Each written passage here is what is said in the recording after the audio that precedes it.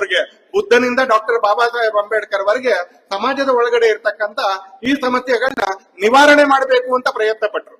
ಒಬ್ಬೊಬ್ಬರ ರೀತಿ ಒಂದೊಂದರ ಇತ್ತು, ಒಬ್ಬೊಬ್ಬರ ಭಾಷೆ ಒಂದೊಂದರ ಇತ್ತು, ಒಬ್ಬೊಬ್ಬರ ಮಾತುಗಳು ಒಂದೊಂದರ ಇತ್ತು.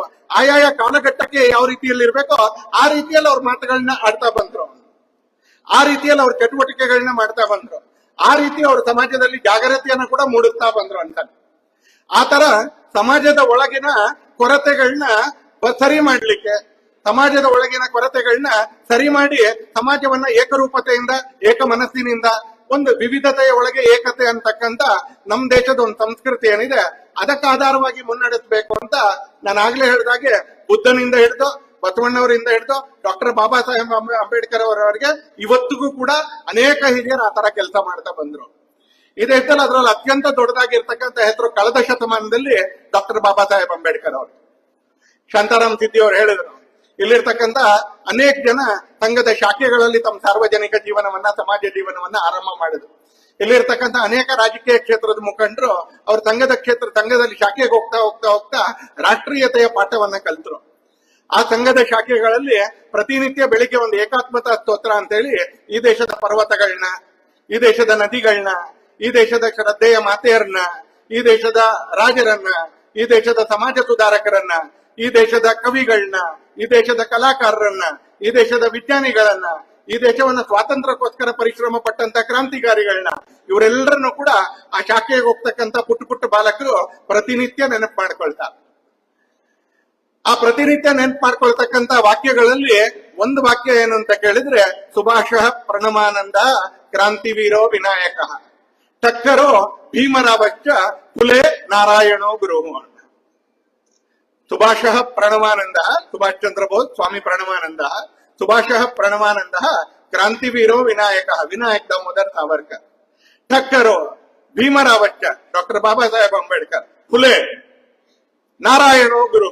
ಪ್ರತಿನಿತ್ಯ ಸಂಘ ಶಾಖೆಗಳಲ್ಲಿ ಶಾಖೆಗೆ ಹೋಗ್ತಕ್ಕಂಥ, ಇಡೀ ದೇಶದಲ್ಲಿ ಶಾಖೆಗೆ ಹೋಗ್ತಕ್ಕಂಥ ಲಕ್ಷಾಂತರ ಜನ ಸ್ವಯಂ ಸೇವಕರು ಪ್ರತಿನಿತ್ಯ ಆ ಸಂಘಟನೆಯಲ್ಲಿ, ಸಂಘದ ಸಂಘಟನೆಯಲ್ಲಿ ಡಾಕ್ಟರ್ ಬಾಬಾ ಸಾಹೇಬ್ ಅಂಬೇಡ್ಕರ್ ಅವ್ರನ್ನ ತಮ್ಮ ದಿನದ ದಿನಚರಿಯ ಒಂದು ಭಾಗವಾಗಿ ಅವರನ್ನ ಸ್ಮರಣೆ ಮಾಡ್ಕೊಳ್ತಕ್ಕಂಥ, ಸ್ವಾತಂತ್ರ್ಯ ನಂತರದ ಯುಗದಲ್ಲಿ ಅವರ ನೇತೃತ್ವದಲ್ಲಿ ರಚನೆ ಆಗಿರ್ತಕ್ಕಂಥ ಆಧುನಿಕ ಸ್ಮೃತಿಯಾಗಿರ್ತಕ್ಕಂಥ ಸಂವಿಧಾನವನ್ನ ನೆನಪು ಮಾಡ್ಕೊಳ್ತಾ ಇದೊಂದು ಆಧುನಿಕ ಸ್ಮೃತಿ ಇದೆ.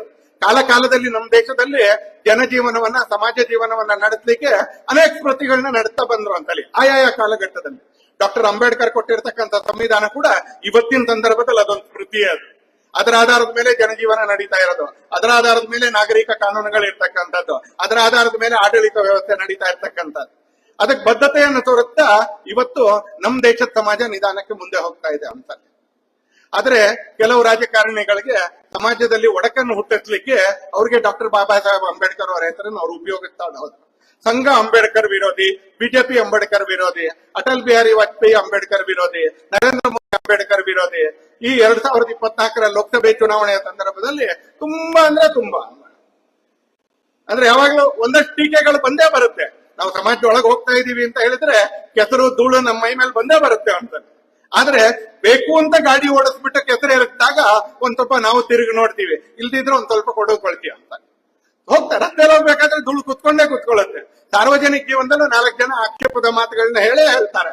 ಅದು ಕಾಲಾಂತರದಲ್ಲಿ ನಿವಾರಣೆ ಆಗುತ್ತೆ. ಆದ್ರೆ ಕೆಲವು ರಾಜಕೀಯ ಪಕ್ಷದ ಮುಖಂಡರುಗಳು ಸಂವಿಧಾನವನ್ನ ಕೈಯಲ್ಲಿ ಹಿಡ್ಕೊಂಡು ನಿರಂತರವಾಗಿ ಅದನ್ನೊಂದು ಟೂಲ್ ರೀತಿಯಲ್ಲಿ, ಅದನ್ನೊಂದು ಸಾಧನದ ರೀತಿಯಲ್ಲಿ ತಮ್ಮ ರಾಜಕೀಯ ಆಕಾಂಕ್ಷೆಗಳನ್ನ ಪೂರ್ತಿ ಮಾಡಿಕೊಳ್ಳಿಕ್ ಬೇಕಾಗಿರ್ತಕ್ಕಂಥ ಸಾಧನದ ರೂಪದಲ್ಲಿ ಡಾಕ್ಟರ್ ಬಾಬಾ ಸಾಹೇಬ್ ಅಂಬೇಡ್ಕರ್ ಅವ್ರನ್ನ ಮತ್ತು ಸಂವಿಧಾನವನ್ನ ಉಪಯೋಗಿಸ್ಕೊಳ್ತಕ್ಕಂಥ ಕೆಲಸವನ್ನ ಕಳೆದ 1 ವರ್ಷದಿಂದ ಮಾಡ್ತಾ ಇದ್ದಾರೆ.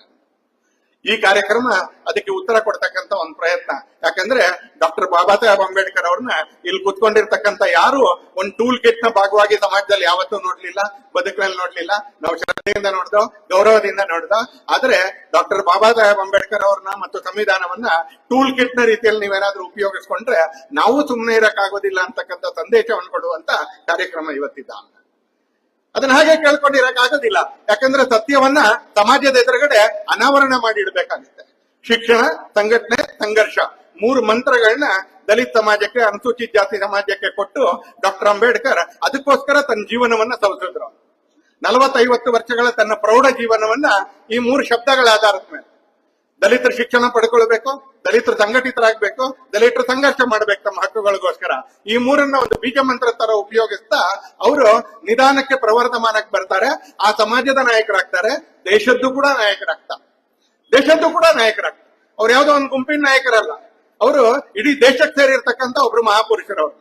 ಆಯಾಯ ಕಾಲಘಟ್ಟದಲ್ಲಿ ಇರ್ತಕ್ಕಂಥ ಎಲ್ಲಾ ವ್ಯವಸ್ಥೆಗಳು ಅವರಿಗೆ ಗೌರವ ಕೊಡ್ತಾ, ಅವ್ರ ಸ್ಥಾನಮಾನಕ್ಕೆ ಧಕ್ಕೆ ಬರದೇ ಇರ್ತಕ್ಕಂಥ ನಡ್ಕೊಳ್ತಾ, ಅವರಿಗೆ ಶ್ರದ್ಧೆಯನ್ನು ಅರ್ಪಿಸ್ತಾನೆ ಮುಂದುವರಿತಾ ಬಂದ್ರು.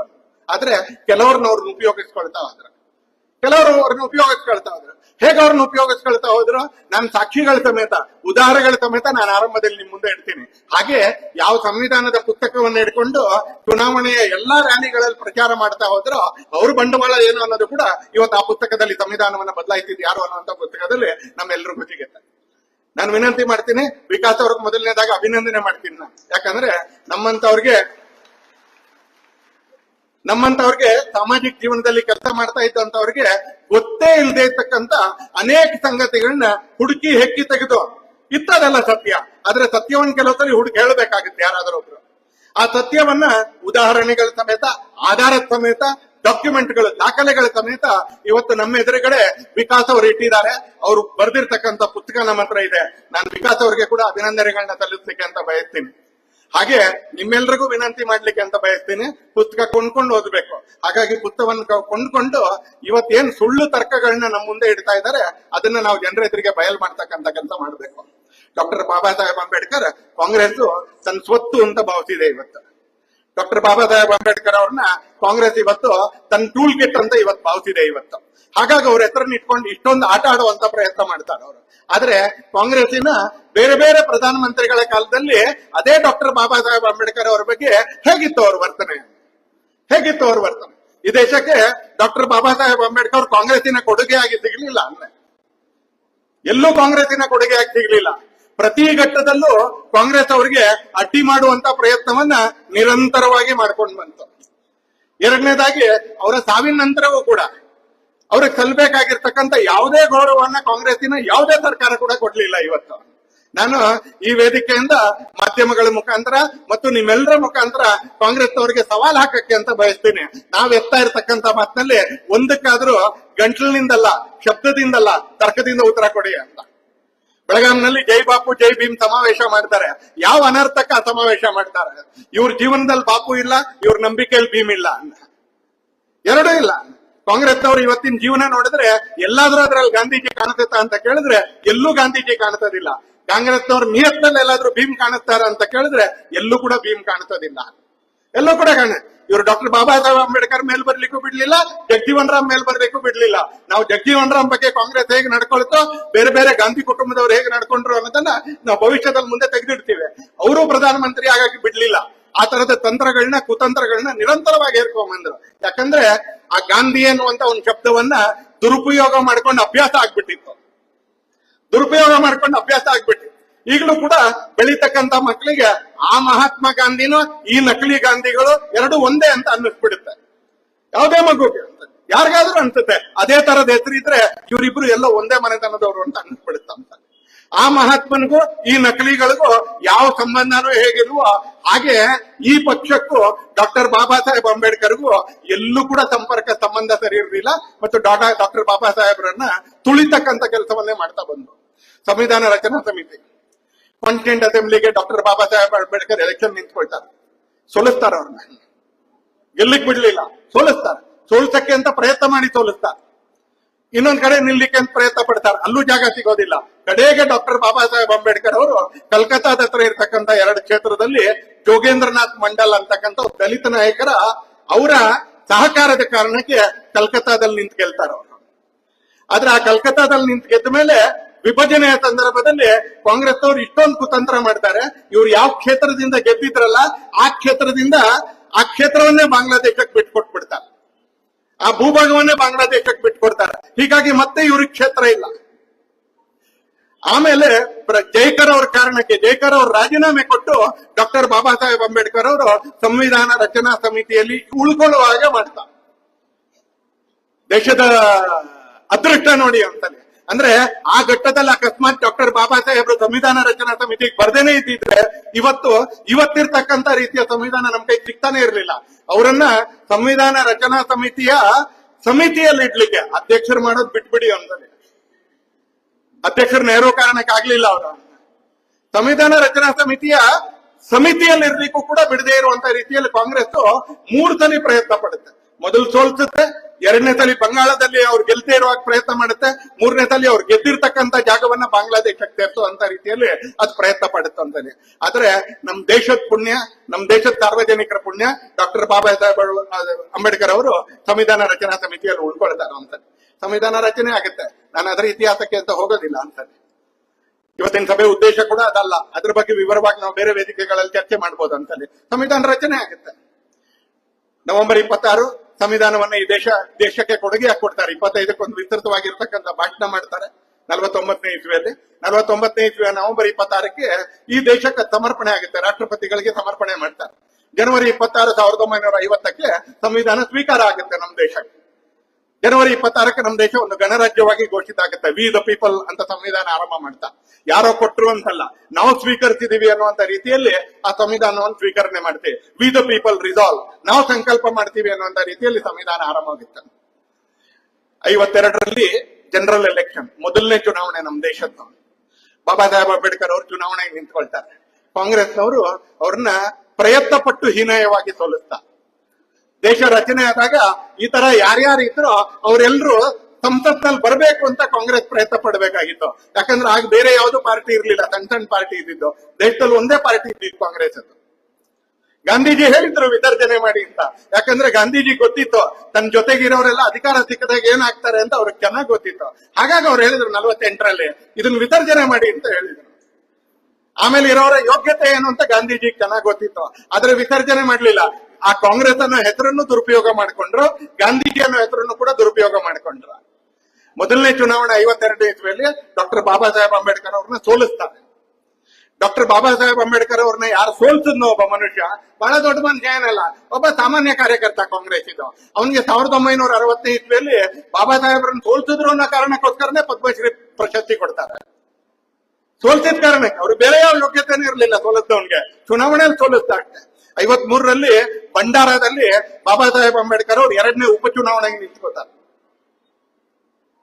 53ನೇ ಇಸ್ವಿಯಲ್ಲಿ ಬಾಬಾ ಸಾಹೇಬರು 2ನೇ ಸಲ ಭಂಡಾರದಲ್ಲಿ ಉಪಚುನಾವಣೆಗೆ ನಿಂತ್ಕೊಳ್ತಾರೆ. ನೆನ್ಪು ಮಾಡ್ಕೊಳ್ಳಿ.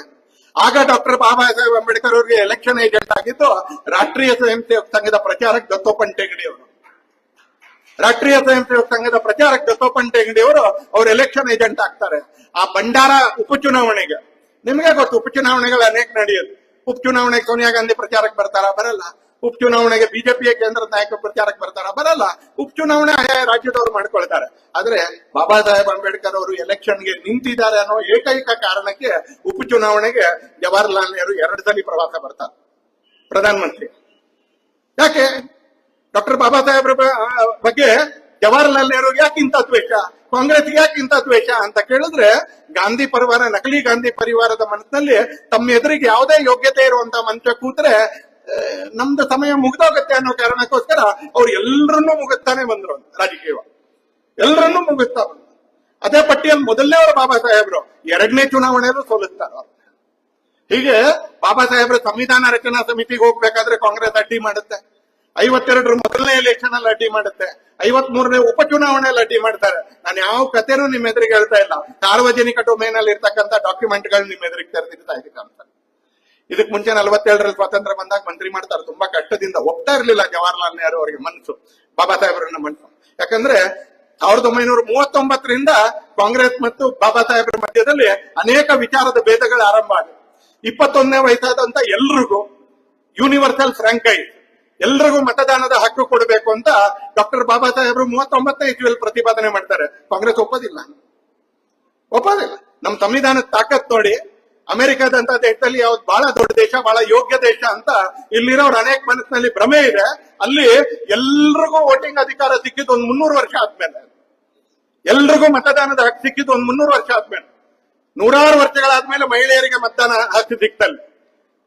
ಅದಾಗ 100 ವರ್ಷ ಆದ ನಂತರ ಅಲ್ಲಿದ್ದಂತ ಕರಿಯರಿಗೆ ಹಕ್ಕು ಸಿಕ್ತು.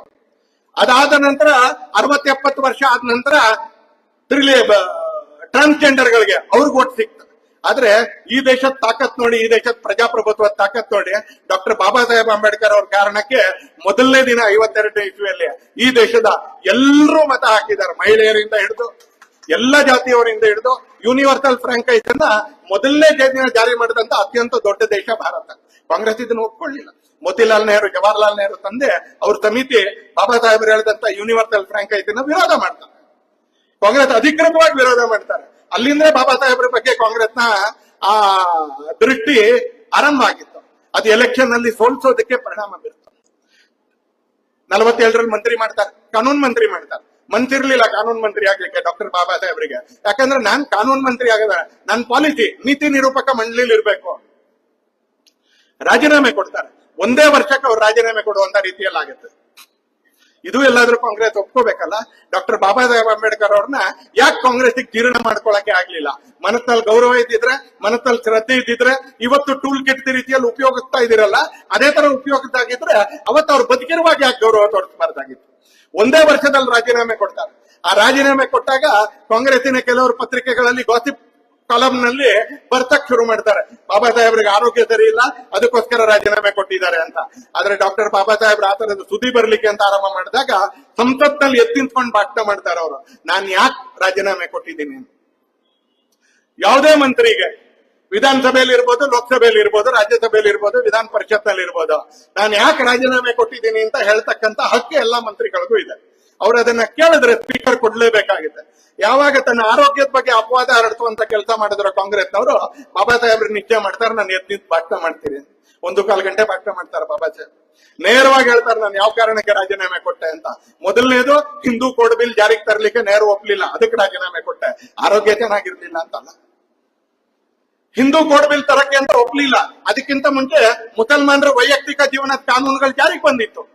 ಆದ್ರೆ ಹಿಂದೂಗಳಿಗೆ ಹಿಂದೂ ಕೋಡ್ ಬಿಲ್ ತರಬೇಕು ಅಂತ ಹೇಳಿದ್ರೆ, ಹಿಂದೂ ಕೋಡ್ ಬಿಲ್ ನ ಅತ್ಯಂತ ದೊಡ್ಡದಾಗಿರ್ತಕ್ಕಂಥದ್ದೇನು, ಮಹಿಳೆಯರಿಗೆ ಸಮಾನ ಹಕ್ಕು.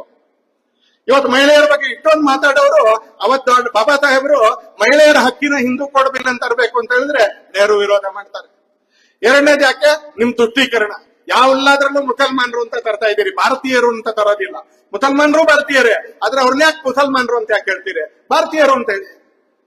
ಎಲ್ಲ ಭಾರತೀಯರಿಗೆ ಕಾನೂನು ತಗೊಂಬನ್ನಿ, ಕೇವಲ ಮುಸಲ್ಮಾನರಿಗೆ ಮಾತ್ರ ಅನುಕೂಲ ಮಾಡ್ತಾ ಇದ್ದೀರಿ. ಎರಡನೇ ಆಪಾದನೆ ಸಂಸತ್ನಲ್ಲಿ ಮಾಡಿದ್ದಾರೆ. ರಿಟರ್ನ್ ಭಾಷಣ ಇದೆ, RTI ಹಾಕಿದ್ರೆ ಸಿಗುತ್ತೆ ನಿಮ್ಗೆ. 100 ಗ್ರಂಥಗಳಲ್ಲಿ ಆ ಭಾಷಣ ಬಂದಿದೆ, ಆಡಿಯೋ ರೆಕಾರ್ಡ್ ಸಿಗುತ್ತೆ ನಿಮ್ಗೆ. ಮೂರನೇದು, ಕಾಶ್ಮೀರದ ವಿಷಯದಲ್ಲಿ ನೆಹರು ನೀತಿಗಳನ್ನ ವಿರೋಧ ಮಾಡಿ ಡಾಕ್ಟರ್ ಬಾಬಾ ಸಾಹೇಬ್ ರಾಜೀನಾಮೆ ಕೊಡ್ತಾರೆ. ಇವತ್ತು ರಾಹುಲ್ ಗಾಂಧಿಗೋ, ಸೋನಿಯಾ ಗಾಂಧಿಗೋ, ಸಿದ್ದರಾಮಯ್ಯನವ್ರಿಗೋ, DK ಶಿವಕುಮಾರ್ ಅವ್ರಿಗೋ ಬಾಬಾ ಸಾಹೇಬ್ರ ಹೆಸರನ್ನ ಎತ್ತಕ್ಕಂತ ಯಾವ ಹಕ್ಕು ಕೂಡ ಇಲ್ಲ. ಯಾವ ಹಕ್ಕು ಇಲ್ಲ ಅವ್ರಿಗೆ ತೆಗಿಲಿಕ್ಕೆ. ಯಾಕೆ ಅಲ್ಲಿ ಹೇಳ್ತಾ, ಜಮ್ಮು ಕಾಶ್ಮೀರದಲ್ಲಿ ನೀವು ನಡ್ಕೊಳ್ತಾ ಇರ್ತಕ್ಕಂಥ ರೀತಿ ಕಾರಣಕ್ಕೆ. ಜಮ್ಮು ಕಾಶ್ಮೀರ ನಮ್ ದೇಶದ ರಾಜ್ಯ, ಅಲ್ಲಿ ನಮ್ ಸಂವಿಧಾನ ಅನ್ವಯ ಆಗ್ಬೇಕು, ಅದಕ್ಕೊಂದು ಪ್ರತ್ಯೇಕ ಸಂವಿಧಾನ, ಅದಕ್ಕೊಂದು ಪ್ರತ್ಯೇಕ ವ್ಯವಸ್ಥೆ. ಆ ಕಾರಣಕ್ಕೆ ನಾನು ರಾಜೀನಾಮೆ ಕೊಡ್ತೀನಿ ಅಂತ ಹೇಳ್ತಾರೆ. 4ನೇ ಕಾರಣ ಅವ್ರು ಕೊಡ್ತಾರೆ, ನಾನು ಪದೇ ಪದೇ ಹೇಳ್ತಾ ಇದ್ದೀನಿ, ನನ್ನನ್ನು ಯೋಜನೆ ಪ್ಲಾನಿಂಗ್ ಹಾಕಿ, ಇಂಪ್ಲಿಮೆಂಟೇಷನ್ ಹಾಕಿ, ನನ್ನನ್ನು ಬರೀ ಕಾನೂನು ಮಾಡ್ತಕ್ಕಂಥ ವಿಭಾಗದಲ್ಲಿ ಇಡಬೇಡಿ. ಯಾಕಂದ್ರೆ ನನಗೆ ಇದರಲ್ಲಿ ಆಸಕ್ತಿ ಇಲ್ಲ. ಒಂದು ಡಿಪಾರ್ಟ್ಮೆಂಟ್ ಬದಲಾವಣೆ ಮಾಡ್ಬೋದಾಗಿತ್ತು, ಒಂದು ಡಿಪಾರ್ಟ್ಮೆಂಟ್ ಬದಲಾವಣೆ ಮಾಡ್ಬೋದಾಗಿತ್ತು. ನನ್ನನ್ನು ಪ್ರಧಾನಮಂತ್ರಿ ಮಾಡಿ ಅಂತ ಕೇಳಲಿಲ್ಲ ಅವರು, ನನ್ನ ಡಿಪಾರ್ಟ್ಮೆಂಟ್ ಬದಲಾವಣೆ ಮಾಡಿ ನನ್ನ ಜನರಿಗೆ ಅನುಕೂಲ ಆಗಿ ಮಾಡ್ಕೊಡ್ಬೋದಾ ಅಂತ ಡಿಪಾರ್ಟ್ಮೆಂಟ್ ಕೊಡಿ ಅಂತ ಹೇಳಿದ್ರು. ಕೊಡ್ಲಿಲ್ಲ. ಈ 4ರ ವಿರುದ್ಧ ಪ್ರತಿಭಟನೆ ಮಾಡಿಬಿಟ್ಟು ನೋವಿನಿಂದ ಡಾಕ್ಟರ್ ಬಾಬಾ ಸಾಹೇಬ್ ಅಂಬೇಡ್ಕರ್ ರಾಜೀನಾಮೆ ಕೊಡ್ತಾರೆ. ಈಗ ಹೇಳಿ, ಕಾಂಗ್ರೆಸ್ನವರಿಗೆ ಗೌರವ ಇದೆಯಾ? ಕಾಂಗ್ರೆಸ್ಗೆ ಮಾತಾಡೋ ಹಕ್ಕಿದೆಯಾ ಅಂತ ನೀವು ಯೋಚನೆ ಮಾಡಿ ಅಂತಾರೆ. 56ರಲ್ಲಿ ಇದೇ ವೇದನೆಯಿಂದ ತೀರ್ಕೊಳ್ತಾರೆ ಅವರು, ಇದೇ ವೇದನೆಯಿಂದ ತೀರ್ಕೊಳ್ತಾರೆ. ದೆಹಲಿಯಲ್ಲಿ ತೀರ್ಕೊಳ್ತಾರೆ. ದೆಹಲಿಯಲ್ಲಿ ತೀರ್ಕೊಂಡ ಅವ್ರ ಮನೆಯಿಂದ ಅವ್ರ ಧರ್ಮಪತ್ನಿ ಸವಿತಾ ಅಂಬೇಡ್ಕರ್ ಅವ್ರನ್ನ 6 ತಿಂಗಳೊಳಗೆ ಕೆಟ್ಟ ರೀತಿಯಲ್ಲಿ ಕಾಂಗ್ರೆಸ್ ಮನೆ ಖಾಲಿ ಮಾಡಿಸುತ್ತೆ, ಕೆಟ್ಟ ರೀತಿಯಲ್ಲಿ ಮನೆ ಖಾಲಿ ಮಾಡಿಸುತ್ತೆ. ದೆಹಲಿಯಿಂದ ಮುಂಬೈಗೆ ಅವ್ರ ಶವವನ್ನ ತಗೊಂಡು ಬರ್ಬೇಕು. ಈಗ ಇತ್ತೀಚೆಗೆ ನರಸಿಂಹರಾವ್ಗೂ ಅದೇ ತರದ ಅವಮಾನ ಮಾಡಿದ್ರು, ಡಾಕ್ಟರ್ ಬಾಬಾ ಸಾಹೇಬ್ ಅಂಬೇಡ್ಕರ್ ಅವ್ರಿಗೂ ಅದೇ ಅವಮಾನ ಮಾಡಿದ್ರು ಅಂತಾರೆ. ಕಾಂಗ್ರೆಸ್ ಯಾವುದೇ ಸರ್ಕಾರಿ ಗೌರವ ಇಲ್ಲದೆ ಅದನ್ನ ಮುಂಬೈ ಕಳಿಸುವಂತ ಕೆಲಸ ಮಾಡುತ್ತೆ. ಮುಂಬೈನ ದಾದರ್ನಲ್ಲಿ ಅವ್ರ ಅಂತ್ಯ ಸಂಸ್ಕಾರ ಆಗಿತ್ತು ಅಂತಾರೆ. ದೆಹಲಿಯಲ್ಲಿ ಯಾವ ಗೌರವನೂ ಕೊಡ್ಲಿಲ್ಲ. ದೆಹಲಿ ಅವರಲ್ಲಿ ಇರ್ತಂತ ಮನೆ ಅದನ್ನು 6 ತಿಂಗಳಲ್ಲಿ ಸವಿತಾ ಅಂಬೇಡ್ಕರ್ ಅವ್ರನ್ನ ಖಾಲಿ ಮಾಡುತ್ತಾರೆ, ಧರ್ಮಪತ್ನಿನ ಖಾಲಿ ಮಾಡುತ್ತಾರೆ. ಅವ್ರು ಸತ್ತ ಮೇಲೂ ಕಾಂಗ್ರೆಸ್ಸಿನ ದ್ವೇಷ ಮುಗಿಲಿಲ್ಲ. ಅವ್ರು ಸತ್ತ ಮೇಲೂ ಮುಗಿಲಿಲ್ಲ. ಹೋಗ್ಲಿ, ಸತ್ತ ಮೇಲಾದ್ರೂ ಅವ್ರ ಸ್ಮಾರಕಗಳನ್ನ ನಿರ್ಮಾಣ ಮಾಡಿದ್ರ ಅಂತ ಕೇಳಿದ್ರೆ ಯಾವುದೇ ಸ್ಮಾರಕಗಳನ್ನ ನಿರ್ಮಾಣ ಮಾಡಲಿಲ್ಲ. ಜವಾಹರ್ಲಾಲ್ ನೆಹರು ತಾನು ಬದುಕಿರುವಾಗ ತನಗೆ ಭಾರತ ರತ್ನ ಕೊಟ್ಕೊಂಡ್ರು. ಯಾವಾಗ? ಸತ್ ಮೇಲಲ್ಲ, ಯಾವಾಗ ಕೊಟ್ಕೊಂಡ್ರು? ತಾನ್ ಬದುಕಿರುವಾಗ. ಪ್ರಧಾನಮಂತ್ರಿಯೇ ಕೂತ್ಕೊಳ್ಳೋ ಕಮಿಟಿ ಅದು. ಪ್ರಧಾನಮಂತ್ರಿನೇ ಕೂತ್ಕೊಂಡು ತನಗೆ ಭಾರತ ರತ್ನ ಕೊಟ್ಕೊಂಡ್ರು. ನಮಗ್ ನಾವೇ ಮಾಲೆ ಹಾಕೊಂಡಂಗೆ ಕಾರ್ಯಕ್ರಮದಲ್ಲಿ. ಯಾರ ಹಾಕಕ್ ಮರ್ತೋಗ್ಬಿಟ್ರೆ ಗಣೇಶ್ ಮಾಲೆ ತಗೊಂಬರ ಅಂತ ನಾವೇ ಹಾಕೊಂಡ್ರೆ ಹೆಂಗಿರುತ್ತೆ? ಆ ತರದ ಪರಿಸ್ಥಿತಿ. ಇಂದಿರಾ ಗಾಂಧಿ ತಾನೇ ಇರೋ ಕಮಿಟಿಲಿ 71ರಲ್ಲಿ ತನಗ್ ಭಾರತ ರತ್ನ ಕೊಟ್ಕೊಂಡ್ರು. ತಾನೇ ಇರೋ ಕಮಿಟಿಯಲ್ಲಿ. ರಾಜೀವ್ ಗಾಂಧಿಗೆ ಅವ್ರ ಸಾವಿನ ನಂತರ ಭಾರತ ರತ್ನ ಕೊಟ್ರು. ನಾವು ಪ್ರಧಾನಮಂತ್ರಿ ಕೊಟ್ಕೊಳ್ಳಿ, ಪ್ರಶಸ್ತಿ ಕೊಟ್ಕೊಳ್ಳೋದು ರಾಜಕಾರಣಿಗಳದ್ದು ಒಂದು ಚಟ, ಕೊಟ್ಕೊಳ್ಳಿ, ನಾವೇನು ವಿರೋಧ ಮಾಡಲ್ಲ. ಆದ್ರೆ ಇದೆಲ್ಲ ಕೊಡ್ತಾ ಇರುವಾಗ ಅವ್ರಿಗೆ ಯಾವತ್ತೂ ಕೂಡ ಬಾಬಾ ಸಾಹೇಬ್ ಅಂಬೇಡ್ಕರ್ ನೆನಪಾಗ್ಲಿಲ್ಲ. ಈ ದೇಶಕ್ಕೆ ಸಂವಿಧಾನ ಕೊಟ್ಟಂತ ಮಹಾಪುರುಷಂದು ಮಹಾತ್ಮನ್ ನೆನಪೇ ಆಗ್ಲಿಲ್ಲ, ಆಗ್ಲಿಲ್ಲ. ಡಾಕ್ಟರ್ ಬಾಬಾ ಸಾಹೇಬ್ರಿಗೆ ಭಾರತ ರತ್ನ ಸಿಕ್ಕಿದ್ ಯಾವಾಗ? ಭಾರತೀಯ ಜನತಾ ಪಾರ್ಟಿ ಬೆಂಬಲ ಕೊಡ್ತಾ ಇದ್ದಂತ ಸಮಯದಲ್ಲಿ ವಿ.ಪಿ. ಸಿಂಗ್ ಸರ್ಕಾರ ಭಾರತ ರತ್ನ ಕೊಡ್ತಾ. ಆ ಕಾಲ ವಿ.ಪಿ. ಸಿಂಗ್ ಸರ್ಕಾರ ಬರೋವರೆಗೂ ಡಾಕ್ಟರ್ ಬಾಬಾ ಸಾಹೇಬ್ರಿಗೆ ಗೌರವ ಸಿಗೋದಕ್ಕೋಸ್ಕರ ಕಾಯ್ಬೇಕಾಯ್ತು.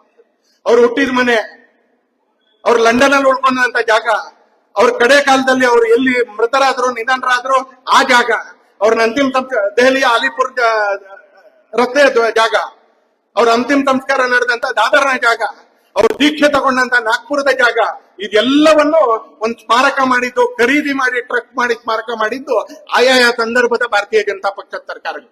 ಆಯಾ ಸಂದರ್ಭ ಎಲ್ಲ ಮಧ್ಯಪ್ರದೇಶದಲ್ಲಿ ಅವ್ರ ಜನ್ಮಸ್ಥಳದಲ್ಲಿ ಶಿವರಾಜ್ ಸಿಂಗ್ ಚೌಹಾಣ್ ಕಾಲದಲ್ಲಿ ಮಾಡಿದ್ರು, ಇನ್ನೆಲ್ಲ ದೇವೇಂದ್ರ ಫಡ್ನವೀಸ್ ಕಾಲದಲ್ಲಿ ಮಾಡಿದ್ರು, ಅಲಿಪುರದಲ್ಲಿ ಲಂಡನ್ ನಲ್ಲಿ ಎರಡೂ ಕಡೆ ನರೇಂದ್ರ ಮೋದಿ ಅವರ ಕಾಲದಲ್ಲಿ ಮಾಡಿದ್ರು. ಭಾರತೀಯ ಜನತಾ ಪಕ್ಷ ಬಂದಾಗ ಅವ್ರಿಗೆ ಭಾರತ ರತ್ನ ಸಿಕ್ತು. ಭಾರತೀಯ ಜನತಾ ಪಕ್ಷ ಸರ್ಕಾರ ಬಂದಾಗ ಅವ್ರ ಸ್ಮಾರಕಗಳಿಗೆ ಗೌರವ ಸಿಕ್ತ. ನವೆಂಬರ್ 26ನೇ ತಾರೀಕಿನ ಕಾನೂನು ದಿವಸ ಅಂತ ಆಚರಿಸ್ತಾ ಇದ್ರು, ಲಾ ಡೇ ಅಂತ ಆಚರಿಸ್ತಾ ಇದ್ರು, ಸಂವಿಧಾನ ಅಂತ ಆಚರಿಸ್ತಾ ಇರಲಿಲ್ಲ. ನೀವು ಲಾ ಡೇ ಅಂತ ಆಚರಿಸೋದಕ್ಕೂ ಏನು ವಕೀಲರ ದಿನ ಅಂತ ಆಚರಿಸೋದಕ್ಕೂ ಸಂವಿಧಾನ ದಿನ ಅಂತ ಆಚರಿಸೋದಕ್ಕೂ ಬಹಳ ವ್ಯತ್ಯಾಸ ಇದೆ. ಸನ್ಮಾನ್ಯ ನರೇಂದ್ರ ಮೋದಿ ಅವರು ಮುಖ್ಯಮಂತ್ರಿ ಆದಾಗ ಮೊದಲನೇ ಬಾರಿಗೆ ಸಂವಿಧಾನ ಗೌರವ ದಿವಸವನ್ನ ಗುಜರಾತ್ ನಲ್ಲಿ ಆಚರಣೆ ಮಾಡ್ತಾರೆ. ಮೆರವಣಿಗೆ, ಸನ್ಮಾನ, ಶಾಲೆಗಳಲ್ಲಿ ಅದರ ಬಗ್ಗೆ ಅವೇರ್ನೆಸ್. ಈ ದೇಶದಲ್ಲಿ ರಾಷ್ಟ್ರಧ್ವಜ ಮತ್ತು ಸಂವಿಧಾನ ಅಂತಕ್ಕಂಥದ್ದು ಜನಸಾಮಾನ್ಯರ ಇಶ್ಯೂನೇ ಅಲ್ಲ. ಇಲ್ಲಿ ಕುತ್ಕೊಂಡಿರ್ತಕ್ಕಂಥ 90% ಜನರ ಮನೆಯಲ್ಲಿ ಸಂವಿಧಾನಕ್ಕೆ ಪ್ರತಿ ಇಲ್ಲ. ನಾನು ನಿಮ್ಗೆ ಮನವಿ ಮಾಡ್ತೀನಿ, ನಮ್ಮ ಮನೆಯಲ್ಲಿ ಇಡಬೇಕು, ಆ ಪ್ರತಿಯನ್ನ ಇಡಬೇಕು. ಒಂದ್ ದೇಶದ ನಾಗರಿಕರಾಗಿ, ಒಂದ್ ಸಂಸ್ಕೃತಿಯ ವಾಹಕರಾಗಿ ಹೇಗೆ ಭಗವದ್ಗೀತೆ ನಮ್ಮ ಮನೇಲಿ ಇರುತ್ತೋ, ಈ ದೇಶದ ನಾಗರಿಕರಾಗಿ ನಮ್ಮ ಮನೇಲಿ ಸಂವಿಧಾನ ಕೂಡ ಇರಬೇಕು. ಇರದೇ ಇರೋರು ನೋಡ್ಕೊಂಡ್ರು ಕಾಂಗ್ರೆಸ್ನವರು. ರಾಷ್ಟ್ರಧ್ವಜ ನಿಮ್ಗಳ ಮನೇಲಿ ಇರ್ತಿತ್ತ ಅಂತ ಕೇಳಿದ್ರೆ ಮೊನ್ನೆವರೆಗೂ ರಾಷ್ಟ್ರಧ್ವಜ ಕೂಡ ನಿಮ್ ಮನೇಲಿ ಇರ್ತಾ ಇರಲಿಲ್ಲ. ಅದನ್ನ ಹಾರಿಸ್ಬಾರ್ದು, ಎಲ್ಲ ಹಾರಿಸ್ಬೇಕು, ಸ್ಕೂಲಲ್ಲೇ ಹಾರಿಸ್ಬೇಕು. ಯಾವತ್ತಿನವರೆಗೆ? 10ನೇ ಕ್ಲಾಸಿನವರೆಗೆ. ಯಾಕೆ? ಅಟೆಂಡೆನ್ಸ್ ಹೆದರಿಕೆ. PUC ಮಕ್ಕಳು ಬಂದ್ರೆ ಅವರು ಇರಲ್ಲ ಆಗಸ್ಟ್ 15ಕ್ಕೆ, ಜನವರಿ 26ಕ್ಕೆ. ರಾಷ್ಟ್ರಧ್ವಜ ನೋಡೋದು ನಾವ್ ಯಾವಾಗ್ಲೂ ಆಗಸ್ಟ್ 15ಕ್ಕೆ ಒಂದಿನ, ಜನವರಿ 26ಕ್ಕೆ ಒಂದಿನ. ಕಷ್ಟಪಟ್ಟು ಎಲ್ಲಾದ್ರೂ ವಿಧಾನಸೌಧ ಪಾರ್ಲಿಮೆಂಟ್ಗೆ ಹೋದ್ರೆ ಅದ್ರ ಮೇಲ್ಗಡೆ. ಅದು ಬಿಟ್ರೆ ರಾಷ್ಟ್ರಧ್ವಜ ನೋಡೋದು ನಾವು ಒಲಿಂಪಿಕ್ಸ್ ನಲ್ಲಿ ಯಾವಾಗ್ಲೂ ಒಂದ್ಸಲಿ ಮೆಡಲ್ ತಗೊಂಡ್ರೆ ಅವಾಗ ಆ ಕ್ರೀಡಾಪಟುಗಳು ಹೆಗಲ್ ಮೇಲೆ ಹಾಕತ್ತಿದ್ರು, ಅಥವಾ ಕ್ರಿಕೆಟ್ನವ್ರು ಗೆದ್ರೆ ಅವ್ರ ಸ್ಟೇಡಿಯಂ ಅಲ್ಲಿ ಓಡಾಡಬೇಕಾದ್ರು ರಾಷ್ಟ್ರಧ್ವಜ. ಅಥವಾ ರಾಷ್ಟ್ರಧ್ವಜ ಯಾವಾಗ ಅಂತ ಕೇಳಿದ್ರೆ ದೇಶದ ಸೈನಿಕರಲ್ಲಿ ಗಡಿಗಳಲ್ಲಿ ಬಲಿದಾನ ಮಾಡಿದ್ರೆ ಅವ್ರ ಶವಗಳನ್ನ ರಾಷ್ಟ್ರಧ್ವಜಲ್ಲಿ ಸುತ್ತಿ ಮನೆಗೆ ಬರ್ತಿತ್ತು, ಅವಾಗ ನಮ್ಗೆ ರಾಷ್ಟ್ರಧ್ವಜ. ಆದ್ರೆ ಸಾಮಾನ್ಯ ಜನರ ಜೀವನದಲ್ಲಿ ಬೇರೆ ದೇಶಗಳಲ್ಲಿ ಇರೋ ತರ ರಾಷ್ಟ್ರಧ್ವಜ ಒಂದು ಅಂಶನೇ ಆಗಿರ್ಲಿಲ್ಲ. ನರೇಂದ್ರ ಮೋದಿ ಅವರು ಬಂದ ಮೇಲೆ ರಾಷ್ಟ್ರಧ್ವಜದ ನಿಯಮಗಳನ್ನ ಬದಲಾಯಿಸಿದ್ರು. ಮನೆ ಮೇಲೆ ಹಾರಿಸ್ಬೋದು ಅಂತ ಹೇಳಿದ್ರು ಅಂತ, ಮನೆ ಮೇಲೆ ಹಾರಿಸ್ಬೋದು ಅಂತ ಹೇಳಿದ್ರು ಅಂತ, ಅಂಗಡಿಗಳಲ್ಲಿ ಇಡ್ಬೋದು ಅಂತ ಹೇಳಿದ್ರು, ಮಕ್ಕಳ ಕೈಯಲ್ಲಿ ಇಟ್ಕೊಳ್ಬಹುದು ಅಂತ ಹೇಳಿದ್ರು. ಈಗ ಹರ್ ಘರ್ ತಿರಂಗಾದ ಹೆಸರಿನಲ್ಲಿ 2021-22ರಿಂದ ಪ್ರತಿ ವರ್ಷ ಇಲ್ಲಿರ್ತಕ್ಕಂಥ 106 ಜನ ಕೂಡ ನಮ್ಮ ಮನೆಗಳಲ್ಲಿ ನಮ್ಮ ಮಕ್ಕಳ ಕೈಯಲ್ಲಿ ರಾಷ್ಟ್ರಧ್ವಜವನ್ನು ಹಾರುತ್ತೇವೆ. ಜನಕ್ಕೆ ಈಗ ರಾಷ್ಟ್ರಧ್ವಜ ನಮ್ದಿದು, ಇದು ಯಾವುದೋ ಸರ್ಕಾರದ್ದು ಅಂತಲ್ಲ, ಇದು ನಮ್ದಿದು. ಹಾಗೆ ಸಂವಿಧಾನ ಕೂಡ ನಮ್ದು. ನಾವು ಅದರ ಆಧಾರದ ಮೇಲೆ, ನಾನೇನು ರಸ್ತೆಯಲ್ಲಿ ಹೋಗ್ತಾ ಇರ್ಬೇಕಾದ್ರೆ ಟ್ರಾಫಿಕ್ ಸಿಗ್ನಲ್ ಅನ್ನ ನಾನು ಪಾಲಿಸಬೇಕು ಅಂದ್ರೆ ಸಂವಿಧಾನದಲ್ಲಿ ಇರ್ತಕ್ಕಂಥ ನಾಗರಿಕ ಕರ್ತವ್ಯ ಅದು. ಅದನ್ನ ರೂಲ್ ಮಾಡಿ ಸರ್ಕಾರ ಹೇಳಿದೆ ನಮ್ಗೆ. ಆ ಸಂವಿಧಾನದ ಪುಸ್ತಕ ಭಗವದ್ಗೀತೆ ತರ ನಮ್ಮ ಹತ್ರ ಇರಬೇಕು. ಸಂಸ್ಕೃತಿ ಹೇಗ್ ಮುಖ್ಯನೋ ನಾಗರಿಕತೆ ಕೂಡ ಅಷ್ಟೇ ದೊಡ್ಡ ಮುಖ್ಯ. ಮೌಲ್ಯಗಳು ಹೇಗ್ ಮುಖ್ಯನೋ ನಾಗರಿಕ ಕರ್ತವ್ಯನೋ ಅಷ್ಟೇ ದೊಡ್ಡದಾಗಿರ್ತಕ್ಕಂಥ ಮುಖ್ಯ. ಸಂವಿಧಾನ ಗೌರವ ದಿವಸವನ್ನ ಆರಂಭ ಮಾಡಿದ್ದು ನರೇಂದ್ರ ಮೋದಿ ಅವರು ನವೆಂಬರ್ 26 ಗುಜರಾತ್ ಅಲ್ಲಿ ಮುಖ್ಯಮಂತ್ರಿ ಆಗಿದ್ದಾರೆ. ಹಾಗೆ ಅಲ್ಲಿ ದೆಹಲಿಗೆ ಬಂದ ನಂತರ ದೆಹಲಿಯಲ್ಲೂ ಕೂಡ ಆ ಕಾರ್ಯಕ್ರಮವನ್ನು ಹೀಗೆ ಮುಂದುವರ್ತಾ ಹೀಗೆ ಸಂವಿಧಾನ ರಚನಾ ಸಮಿತಿಗೆ ಬರ್ಲಿಕ್ಕೆ ಬಿಡ್ಲಿಲ್ಲ, ಬರ್ಲಿಕ್ಕೆ ಆಗದೆ ಇರುವ ತಡೆದ್ರು. ಸಂಸತ್ ಚುನಾವಣೆಯಲ್ಲಿ 52ರಲ್ಲಿ 53ರಲ್ಲಿ 2 ಬಾರಿ ಸೋಲಿಸಿದ್ರು. ಮಂತ್ರಿ ಆದಾಗ ತಮ್ಮ ಕಪಟ ಬುದ್ಧಿಯಿಂದ ಅವ್ರು ರಾಜೀನಾಮೆ ಕೊಡುವಾಗ ನೋಡ್ಕೊಂಡ್ರು. ಅವ್ರು ತೀರ್ಕೊಂಡಾಗ ಅಗೌರವದಿಂದ ಕಂಡ್ರು. ಅವ್ರ ಧರ್ಮಪತ್ನಿನ ಸಾವಿನ ನಂತರ ಕೂಡ ಅಗೌರವದಿಂದ ಕಂಡ್ರು. ಸಾವಿನ ನಂತರ ಅವ್ರಿಗೆ ಕೊಡ್ಬೇಕಾಗಿರ್ತಕ್ಕಂಥ ಯಾವುದೇ ಗೌರವ ಕೊಡ್ಲಿಲ್ಲ. ಹಾಗೆ ಅವರ ರಕ್ತಂತ ಸಂವಿಧಾನಕ್ಕೂ ಕೂಡ ಯಾವ ಗೌರವವನ್ನು ಕೊಡದೆ ಇವತ್ತು ಡಾಕ್ಟರ್ ಬಾಬಾ ಸಾಹೇಬ್ ಅಂಬೇಡ್ಕರ್ನ ತಮ್ಮ ಪ್ರಚಾರಕ್ಕೆ ಉಪಯೋಗಿಸ್ಕೊಳ್ತಾ ಇರ್ತಕ್ಕಂಥ ಈ ವ್ಯಕ್ತಿಗಳ ಬಣ್ಣವನ್ನ ಬಯಲು ಮಾಡಬೇಕಾಗಿರ್ತಕ್ಕಂಥ ಒಂದು ಬಹುದೊಡ್ಡ ಕೆಲಸ ಇದೆ. ನಿಧಾನಕ್ಕೆ ಸ್ವರ ಕಡಿಮೆ ಆಗ್ತಾ ಇದೆ ಈಗ. ನಿಧಾನಕ್ಕೆ ಜನ ಈ ಪ್ರಶ್ನೆ ಕೇಳಕ್ ಶುರು ಮಾಡಿದ್ಮೇಲೆ ಅವ್ರದ್ದು ಕೂಡ ಶಬ್ದ ಕಣ. ಅದಕ್ಕೊಂದು ಜೈ ಭೀಮ್ ಜೈ ಬಾಪು ಅಂತ ಒಂದು ಸಮ್ಮೇಳನ ಮಾಡ್ತಾರ ಅಂತ. ನಾನು ಆಗ್ಲೇ ಹೇಳ್ದಾಗೆ ಬಾಪು ಹೆಸರು ಎತ್ತುವಂತ ಯೋಗ್ಯತೆ ಕೂಡ ಇವರಿಗಿಲ್ಲ, ಭೀಮ್ ಹೆಸರು ಹೇಳ್ತಕ್ಕಂಥ ಬದ್ಧತೆ ಕೂಡ ಇವರಿಗಿಲ್ಲ. ಎರಡೂ ಕೂಡ ಇಲ್ಲದೆ ಇರ್ತಕ್ಕಂಥ ವ್ಯಕ್ತಿಗಳು ರಾಜಕಾರಣಕ್ಕೆ ಉಪಯೋಗಿಸ್ತಾರೆ. ಆದ್ರೆ ಸಂಘ ಸ್ವಯಂ ಸೇವಕರು, ಭಾರತೀಯ ಜನತಾ ಪಕ್ಷದ ಕಾರ್ಯಕರ್ತರು ಒಂದು ನಿಯತ್ನಿಂದ, ಒಂದು ನಂಬಿಕೆಯಿಂದ ಈ ಹೆಸರನ್ನ ಸ್ಮರಣೆ ಮಾಡ್ತಾ ಬಂದ್ರು, ಉಪಯೋಗಿಸ್ಕೊಳ್ಳಿಲ್ಲ. ಆ ಮೌಲ್ಯಗಳನ್ನ ಜೀವನದಲ್ಲಿ ಅಳವಡಿಸ್ಕೊಂಡ್ತಕ್ಕಂಥ ಕೆಲಸ ಮಾಡಿದ್ರು. ಎರಡನೇ ಸಂವಿಧಾನ 2024 ಇಡೀ ಚುನಾವಣೆಯಲ್ಲಿ ರಾಹುಲ್ ಗಾಂಧಿ ಮತ್ತು ಅಖಿಲೇಶ್ ಯಾದವ್ ಎಲ್ಲಿ ಹೋದ್ರಲ್ಲಿ ಒಂದು ಕೆಂಪು ರೆಟ್ಟಿನ ಸಂವಿಧಾನದ ಪುಸ್ತಕ ತೋರಿಸಿ ಇದನ್ನ ಬದಲಾಯಿಸ್ತಾರೆ, ಇದನ್ನ ಬದಲಾಯಿಸ್ತಾರೆ, ಇದನ್ನ ಬದಲಾಯಿಸ್ತಾರೆ, ಇದನ್ನ ಬದಲಾಯಿಸ್ತಾರೆ ಅಂತ ಹೇಳಿ. ₹170 ಪುಸ್ತಕ ಅದು, ಲಕ್ನೋದಲ್ಲಿ ಪ್ರಕಾಶನ ಆಗಿರ್ತಕ್ಕಂಥ ಪುಸ್ತಕ. ಅದ್ರ 2ನೇ ಪೇಜ್ ನಲ್ಲೇ ಇಂದಿರಾ ಗಾಂಧಿ ಟೀಕಿಸ್ಬಿಟ್ಟು ಮುನ್ನುಡಿ ಬರೆದಿದ್ದಾರೆ. ಯಾಕೆ ರಾಹುಲ್ ಗಾಂಧಿ ಓದಕ್ ಬರುತ್ತೆ ಅನ್ನೋದ್ರ ಬಗ್ಗೆ ನನಗಂತೂ ಸಂಶಯ ಇದೆ. ನಿಮ್ಮಲ್ಲಿ ಯಾರಿಗಾದ್ರೂ ಗ್ಯಾರಂಟಿ ಇದ್ರೆ ಓದಕ್ ಹೇಳಿ ಅವ್ರಿಗೆ. ಯಾವ ಪುಸ್ತಕ ಅವ್ರು ತೋರಿಸ್ತಾರೋ, ಲಕ್ನೋದಲ್ಲಿ ಪ್ರಕಾಶನ ಆಗಿರ್ತಕ್ಕಂಥ ₹170 ಪುಸ್ತಕದ ಕೆಂಪು ಮುಖಪುಟದ ಸಂವಿಧಾನದ ಯಾವ ಪುಸ್ತಕ ಅವ್ರಿಗೆ ನಮ್ಗೆ ಎಲ್ಲಾ ಕಡೆ ತೋರಿಸ್ತಾರೋ ಅದ್ರ 2ನೇ ಪುಟದಲ್ಲೇ ಇಂದಿರಾ ಗಾಂಧಿ ಟೀಕಿಸ್ಬಿಟ್ಟು ಬರೆದಿದ್ದಾರೆ ಎಮರ್ಜೆನ್ಸಿ ಹೇರಿದ್ದಕ್ಕೆ. ಆ ಪುಸ್ತಕ ಇವ್ರು ತನ್ನ ಅಜ್ಜಿ ಬಗ್ಗೆ ಟೀಕಿಸಿರೋ ಪುಸ್ತಕ ನಮಗ್ ತೋರಿಸ್ತಾರ ಅಂತ. ಮೊನ್ನೆ ಮಹಾರಾಷ್ಟ್ರ ಚುನಾವಣೆ ಸಂದರ್ಭದಲ್ಲಿ ನಾಗ್ಪುರದಲ್ಲಿ ಎಲ್ರಿಗೂ, ಎಲ್ಲ ಪತ್ರಕರ್ತರಿಗೂ ಪುಸ್ತಕ ಹಂಚಿದ್ರು. ಅದು ಓಪನ್ ಮಾಡಿದ್ರೆ ಅದ್ರೊಳಗೆ ಏನೂ ಇಲ್ಲ ಅಂತ. ಯಾಕಂದ್ರೆ ಅರ್ಜೆಂಟ್ ಆಗಿ ತರಬೇಕಾಗಿತ್ತು, ಬರೀ ಬೈಂಡ್ ತಂದ್ಬಿಟ್ಟಿದ್ರು ಯಾರೋ, ಆ ಬೈಂಡನ್ನೇ ಕೊಟ್ಟಿದ್ರು. ಇದು ಇವ್ರಿಗಿರ್ತಕ್ಕಂಥ ಬದ್ಧತೆ. ನಾ ಹೇಳದ್ನಲ್ಲ, ಗಾಂಧೀಜಿ ಬಗ್ಗೆ ಯಾವ ಗೌರವನೂ ಇಲ್ಲ, ಹಾಗೆ ಬಾಬಾ ಸಾಹೇಬ್ರ ಬಗ್ಗೆ ಯಾವ ಕಮಿಟ್ಮೆಂಟು ಇಲ್ಲ, ಬದ್ಧತೆ ಕೂಡ ಇಲ್ಲ. ಕೇವಲ ಪ್ರಚಾರಕ್ಕೆ ಟೂಲ್ ಕಿಟ್ ಆಗಿ ಉಪಯೋಗಿಸ್ತಾ ಬಂದ್ರು. ಭಾರತೀಯ ಜನತಾ ಪಕ್ಷ ಕೂಡ ಅಟಲ್ಜಿ ಅವರ ಕಾಲದಲ್ಲಿ 6 ವರ್ಷ, ನರೇಂದ್ರ ಮೋದಿ ಕಾಲದಲ್ಲಿ 11 ವರ್ಷಗಳಿಂದ ಸರ್ಕಾರದಲ್ಲಿದೆ. 17 ವರ್ಷಗಳ ಕಾಲ ನಾವು ಸರ್ಕಾರದಲ್ಲಿದೆ. ವಿಪಿ ಸಿಂಗ್ ಕಾಲದಲ್ಲಿ, ಮೊರಾರ್ಜಿ ದೇಸಾಯಿ ಕಾಲದಲ್ಲಿ 4.5 ವರ್ಷಗಳ ಕಾಲ ಭಾರತೀಯ ಜನತಾ ಪಕ್ಷ ಕೂಡ ಸರ್ಕಾರದ ಅಂಗ. ಮೊರಾರ್ಜಿ ದೇಸಾಯಿ ಕಾಲದಲ್ಲಿ ನಾವು ಸರ್ಕಾರದ ಒಳಗೆ ಇದ್ದು, ವಿಪಿ ಸಿಂಗ್ ಕಾಲದಲ್ಲಿ ನಾವು ಸರ್ಕಾರಕ್ಕೆ ಹೊರಗಿನಿಂದ ಬೆಂಬಲ ಕೊಡ್ತಾ ಇದ್ವಿ. ಅಟಲ್ಜಿ ಕಾಲದ 6, ನರೇಂದ್ರ ಮೋದಿ ಕಾಲದ 11, 11 or 17, ಅವರು ವಿಪಿ ಸಿಂಗ್ ಮತ್ತು ಮೊರಾರ್ಜಿ ದೇಸಾಯಿ ಸೇರ್ಸಿದ್ರೆ 4.5 ವರ್ಷ ಅಂತ ಅನ್ಕೊಂಡ್ರೆ 11 or 17, 4.5, 21 ವರ್ಷಗಳ ಕಾಲ ಭಾರತೀಯ ಜನತಾ ಪಕ್ಷ ಈ ದೇಶದಲ್ಲಿ ಬೇರೆ ಬೇರೆ ಸಂದರ್ಭದಲ್ಲಿ ಸರ್ಕಾರದಲ್ಲಿ ಪ್ರಾತಿನಿಧ್ಯವನ್ನು ವಹಿಸಿದೆ. ಸಂವಿಧಾನ ಯಾರು ತಿದ್ದಕ್ ಹೋದ್ರು, ಸಂವಿಧಾನವನ್ನು ಹೇಗ್ ತಿದ್ದಿದ್ರು ಅಂತ ನಾನು ಒಂದ್ ಸ್ವಲ್ಪ ಹೊತ್ತು ನಿಮ್ಮ ಎದುರಿಗೆ ವಿಷಯ ಹೇಳುವಂತ ಪ್ರಯತ್ನ ಮಾಡ್ತೀನಿ. ಪೂರ್ತಿ ಟೆಕ್ನಿಕಲ್ ವಿಷಯ, ಆದ್ರೆ ಆಧಾರ ಸಹಿತವಾಗಿ ಹೇಳ್ತೀನಿ. ನಾನು ಒಂದೊಂದು ಹೇಳೋದಕ್ಕೂ ನಾನು ಆಧಾರ ಕೊಡ್ತೀನಿ ಅಂತ. ಕಾಂಗ್ರೆಸ್ನವ್ರು ಆಧಾರ ಕೊಡ್ತಾರೆ ಅಂತಿದ್ರೆ ಎಲ್ಲಾದ್ರೂ ವಿಕಾಸ್ ಅವ್ರನ್ನ ಕರೆದು ನನ್ನ ಎದುರಿಗೆ ಚರ್ಚೆ ಮಾಡಿ ಅಂತ ಹೇಳ್ಬೋದು. ಆದ್ರೆ ಒಟ್ಟು ಪ್ರವಾಸದಲ್ಲಿ ನನಗೆ ಸಮಯ ಇಲ್ಲ ಅಂದ್ರೆ ಯಾವುದೇ ಕಾಂಗ್ರೆಸ್ ಮುಖಂಡನ ಎದುರುಗಡೆ ನಾವು ವಿಕಾಸ್ ಅವ್ರನ್ನ ಕೂಡಿಸ್ತೀವಿ, ವಾದ ಮಾಡ್ಲಿ ಅಂತ. ನಾನು ಇಲ್ಲಿರ್ತಕ್ಕಂಥ ಮಾಧ್ಯಮದವ್ರ ಮುಖಾಂತರ, ನಮ್ಮೆಲ್ಲರ ಕಾರ್ಯಕರ್ತರ ಸಾಮಾಜಿಕ ಜಾಲತಾಣದ ಮುಖಾಂತರ ನಾನು ಕಾಂಗ್ರೆಸ್ನವ್ರಿಗೆ ಒಂದೇ ಒಂದು ಹೇಳ್ತೀನಿ, ನೀವು ತಂದಿರೋ ತಿದ್ದುಪಡಿ ಮತ್ತು ಬಿಜೆಪಿ ತಂದಿರೋ ತಿದ್ದುಪಡಿ ಮಧ್ಯೆ ನಾವು ವಿಕಾಸ್ ಅವ್ರನ್ನ ಕೊಡ್ತೀವಿ, ಚರ್ಚೆ ಮಾಡಿ.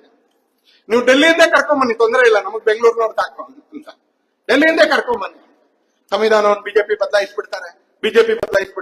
ಇವ್ರಿಗೆ 400 ಸೀಟ್ ಬಂದ್ರೆ ಸಂವಿಧಾನ ಬದಲಾಯಿಸ್ತಾರೆ. ಸ್ವಾಮಿ, 21.5 ವರ್ಷದಲ್ಲಿ ಸಂವಿಧಾನಕ್ಕೆ ಶಕ್ತಿ ಕೊಡ್ತಕ್ಕಂಥ ಕೆಲಸವನ್ನ ಭಾರತೀಯ ಜನತಾ ಪಕ್ಷ ಮಾಡಿದೆ. 106 ಸರಿ ಈ ದೇಶದಲ್ಲಿ ಸಂವಿಧಾನಕ್ಕೆ ತಿದ್ದುಪಡಿ ಆಯ್ತು. 75 ಸಲಿ ಮಾಡಿರ್ತಕ್ಕಂಥದ್ದು ಕಾಂಗ್ರೆಸ್. ಎಷ್ಟು ಸಲಿ ಮಾಡಿದ್ದಾರೆ? ದಯವಿಟ್ಟು ಹೇಳಿ ಒಂದ್ಸಲಿ, ಎಷ್ಟು ಸಲಿ ಮಾಡಿದ್ದಾರೆ? 75 ಸಲಿ ಮಾಡಿರ್ತಕ್ಕಂಥದ್ದು ಕಾಂಗ್ರೆಸ್. ಒಂದ್ ಅಂಕಿ ಈ ಕಡೆ, ಒಂದ್ ಕಡೆ ಆ ಕಡೆ ಅಂತ. ನಾನು ಡಾಕ್ಯುಮೆಂಟೇರಿಯನ್ ಅಲ್ಲ. 75 ಸಲಿ ಕಾಂಗ್ರೆಸ್ನವ್ರು ತಿದ್ದುಪಡಿ ಮಾಡಿದ್ರು. ಉಳಿದ ತಿದ್ದುಪಡಿಗಳು ಮಾತ್ರ ಬೇರೆಯವ್ರ ಕಾಲದಲ್ಲಿ ಆಗಿರ್ತಕ್ಕ. ಕಾಂಗ್ರೆಸ್ನವ್ರ ಕಾಲದಲ್ಲಿ ಆಗಿರ್ತಕ್ಕಂಥ ತಿದ್ದುಪಡಿಯ ರೀತಿ ಏನು, ಮತ್ತು ಬಿಜೆಪಿಯ ಮತ್ತು ವಿಪಿ ಸಿಂಗ್ ಕಾಲದಲ್ಲಿ, ಮೊರಾರ್ಜಿ ದೇಸಾಯಿ ಕಾಲದಲ್ಲಿ ಆಗಿರ್ತಕ್ಕಂಥ ತಿದ್ದುಪಡಿಯ ರೀತಿ ಏನು ಅಂತ ನಿಮ್ಮ ಎದುರಿಗೆ ಹೇಳ್ತೀನಿ. ಯಾಕಂದ್ರೆ ಸಂವಿಧಾನದ 368ನೇ ವಿಧಿಯಲ್ಲಿ ಸಂವಿಧಾನವನ್ನ ತಿದ್ದುಪಡಿ ಮಾಡಬಹುದು ಅಂತಿದೆ, ಮಾಡಬಾರದು ಅಂತ ಅವ್ರು ಹೇಳಿಲ್ಲ. ಆಯಾಯ ಕಾಲಕ್ಕೆ ಅನುಗುಣವಾಗಿ ಉತ್ಪನ್ನ ಆಗ್ತಕ್ಕಂಥ ವಿಶೇಷ ಪರಿಸ್ಥಿತಿಯಲ್ಲಿ ನೀವು ಸಂವಿಧಾನವನ್ನು ತಿದ್ದುಪಡಿ ಮಾಡಬಹುದು ಅಂತ ಅಂಬೇಡ್ಕರ್ ಅವರೇ 368ನೇ ವಿಧಿಯಲ್ಲಿ ಬರೆದಿದ್ದಾರೆ ಸಂವಿಧಾನದಲ್ಲಿ. ಆದ್ರೆ ಹೇಗೆ ಉಪಯೋಗಿಸ್ಕೋತೀರಿ ಅಂತಕ್ಕಂಥದ್ದು ಮುಖ್ಯ. ಮನೆಯಲ್ಲಿ ಚಾಕು ಇರುತ್ತೆ, ಯಾಕಿರುತ್ತೆ ಅಂತ ಕೇಳಿದ್ರೆ ಅದು ಹಣ್ಣು ಕಟ್ ಮಾಡಕ್ ಇರುತ್ತೆ. ಚಾಕು ಇರುತ್ತೆ ಮನೆಯಲ್ಲಿ, ಯಾಕೆ ಅಂದ್ರೆ ತರಕಾರಿ ತುಂಡು ಮಾಡಕ್ಕೆ ಅಂತ ಇರುತ್ತೆ. ಚಾಕು ಇರುತ್ತೆ ಮನೆಯಲ್ಲಿ, ಯಾಕೆ ಅಂತ ಕೇಳಿದ್ರೆ ಹಾಲಿನ ಪ್ಯಾಕೆಟ್ ಕಟ್ ಮಾಡಕ್ಕೆ ಅಂತ ಇರುತ್ತೆ. ಚಾಕು ಇರೋದು ಇನ್ನೊಬ್ರಿಗೆ ಗಾಯ ಮಾಡಕ್ಕಲ್ಲ. ಚಾಕು ಯಾರ ಕೈಯಲ್ಲಿ ಇರುತ್ತೋ ಅದರ ಪ್ರಕಾರ ಚಾಕು ಸ್ವಭಾವ ಇರುತ್ತೆ. ಚಾಕು ಒಬ್ಬ ಸಾತ್ವಿಕ ಮನುಷ್ಯನ ತಾಯಿಯ ಕೈಯಲ್ಲಿ ಇದ್ರೆ ಅದು ತರಕಾರಿಗೋಸ್ಕರ ಅಡಿಗೆಗೋಸ್ಕರ ಉಪಯೋಗ ಆಗುತ್ತೆ. ಚಾಕು ಒಬ್ಬ ದುಷ್ಟನ ಕೈಯಲ್ಲಿ ಇದ್ರೆ ಅದೊಂದು ಹರಿತವಾಗಿರ್ತಕ್ಕಂಥ ಆಯುಧದ ತರ ಉಪಯೋಗ ಆಗುತ್ತೆ. ಸಂವಿಧಾನ ಕೂಡ ಹಾಗೆ. ಸಂವಿಧಾನ ಕೂಡ ಹಾಗೆ. ಯಾರ ಕೈಯಲ್ಲಿ ಇರುತ್ತೋ ಅವ್ರು ಹೇಗ್ ಕೊಚ್ಚಿಸ್ತಾರೋ ಆ ರೀತಿಯಲ್ಲಿ ಸಂವಿಧಾನ ಈ ದೇಶದಲ್ಲಿ ನಡ್ಕೊಂಡು ಬಂತು ಅಂತಾನೆ. ಡಾಕ್ಟರ್ ಬಾಬಾ ಸಾಹೇಬ್ ಅಂಬೇಡ್ಕರ್ ಅವರು ಕೊಟ್ಟಿರ್ತಕ್ಕಂಥ ಸಂವಿಧಾನವನ್ನ ತುಂಬು ಗೌರವದಿಂದ ಮೊರಾರ್ಜಿ ದೇಸಾಯಿ ಕಾಲದಲ್ಲಿ, ವಿ.ಪಿ. ಸಿಂಗ್ ಕಾಲದಲ್ಲಿ, ಅಟಲ್ಜಿ ಕಾಲದಲ್ಲಿ, ನರೇಂದ್ರ ಮೋದಿ ಅವರ ಕಾಲದಲ್ಲಿ ಅದನ್ನ ಮಾಡ್ಕೊಂಡು ಬಂದ್ರು ಅಂತಾನೆ. ಅಟಲ್ಜಿ ಅವರ ಕಾಲದಲ್ಲಿ ಯಾವ್ಯಾವ ಕಾರಣಕ್ಕೆ ತಿದ್ದುಪಡಿ ಆಯ್ತು, ನಾನು ಕೇವಲ ಒಂದ್ 2-3 ಮಾತ್ರ ನಿಮ್ಮ ಎದುರಿಗೆ ಓದುವಂತ ಪ್ರಯತ್ನ ಮಾಡ್ತೀನಿ. ಅವ್ರು ತಂದಿರ್ತಕ್ಕಂಥ ತಿದ್ದುಪಡಿ ಅಟಲ್ಜಿ ಅವ್ರ ಕಾಲದ್ದು, ನರೇಂದ್ರ ಮೋದಿ ಅವ್ರ ಕಾಲದ್ದು. ಯಾಕಂದ್ರೆ ಕಾಂಗ್ರೆಸ್ನವ್ರು ಏನ್ ಅನಾಹುತ ಮಾಡಿದ್ದಾರೆ ಅದಕ್ಕಿಂತ ನಾವೇನ್ ಒಳ್ಳೇದ್ ಮಾಡಿದೀವಿ ಅಂತ ಜಾಸ್ತಿ ನೆನ್ಪಿಟ್ಕೊಳ್ಳೋದು ಒಳ್ಳೇದು ಅಂತಾನೆ. ಅಟಲ್ಜಿ ಕಾಲದಲ್ಲಿ ಏನ್ ತಿದ್ದುಪಡಿ ಮಾಡಿದ್ರು, ನರೇಂದ್ರ ಮೋದಿ ಅವರ ಕಾಲದಲ್ಲಿ ಏನ್ ತಿದ್ದುಪಡಿ ಮಾಡಿದ್ರು, ಮೊರಾರ್ಜಿ ದೇಸಾಯಿ ಮತ್ತು ವಿ.ಪಿ. ಸಿಂಗ್ ಕಾಲದಲ್ಲಿ ಏನ್ ತಿದ್ದುಪಡಿ ಮಾಡಿದ್ರು, ಕೆಲವೊಂದು ಮಾತ್ರ ಹೇಳ್ತೀನಿ. ಯಾಕಂದ್ರೆ ಪಟ್ಟಿ 106 ಅವಶ್ಯಕತೆ ಇಲ್ಲ. ಪುಸ್ತಕದಲ್ಲಿ ಇದೆ, ಕೊಂಡ್ಕೊಂಡು ಓದಿ. ಇಲ್ದಿದ್ರೆ ಇಂಟರ್ನೆಟ್ಗೆ ಹೋಗಿ ಸರ್ಚ್ ಮಾಡಿ ಓದಿ. ಅಟಲ್ಜಿ ಅವರು ತಿದ್ದುಪಡಿ ಮಾಡ್ತಾರೆ 79. ಏನು ಅಂತ ಕೇಳಿದ್ರೆ ಎಸ್.ಸಿ. ಮತ್ತು ಎಸ್.ಟಿ. ಪಂಗಡದ ಮೀಸಲಾತಿ ವಿಸ್ತರಣೆ. ನಾವು ಮೀಸಲಾತಿ ನಿಲ್ಲಿಸ್ತೀವಿ ಅಂತ ಹೇಳಿದ್ರು. ಅಟಲ್ಜಿ 79ನೇ ತಿದ್ದುಪಡಿ ಮಾಡ್ತಾರೆ, ವಿಸ್ತರಣೆ ಮಾಡ್ತಾರೆ. 81ನೇ ಅಮೆಂಡ್ಮೆಂಟ್ ತಗೊಂಡ್ ಬರ್ತಾರೆ. ಯಾವುದು ಅಂತ ಕೇಳಿದ್ರೆ ಬ್ಯಾಕ್ಲಾಗ್ ನಲ್ಲಿ ಮೀಸಲಾತಿ ಜಾರಿಗೆ ತರ್ತಕ್ಕಂಥ ಕೆಲಸ ಮಾಡ್ತಾರೆ. ಇದನ್ನ ಅಟಲ್ಜಿ ಮಾಡಿದ್ರು, ಬೇರೆ ಯಾರು ಮಾಡಿರ್ಲಿಲ್ಲ. ಅಟಲ್ಜಿ ಮಾಡಿದ್ರು ಒಂದ್ಸರಿ. ಹಾಗೆ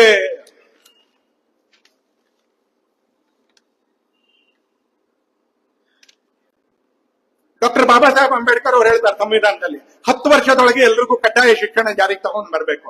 10 ವರ್ಷದೊಳಗೆ ಎಲ್ರಿಗೂ ಶಿಕ್ಷಣದ ಹಕ್ಕು ಸಿಗಬೇಕು ಅಂತ. 1950ರಲ್ಲಿ ಗಣರಾಜ್ಯ ಆಯ್ತು. 64ರವರೆಗೆ 65ರವರೆಗೆ ನೆಹರು ಇದ್ರು. ಆಮೇಲೂ ಕಾಂಗ್ರೆಸ್ ಸರ್ಕಾರ ಇತ್ತು. ಇಂದಿರಾ ಗಾಂಧಿ ಬಂದ್ರು, ರಾಜೀವ್ ಗಾಂಧಿ ಬಂದ್ರು. ಯಾರ ಕಾಲದಲ್ಲೂ ಮಾಡೋದಾಗ್ಲಿಲ್ಲ.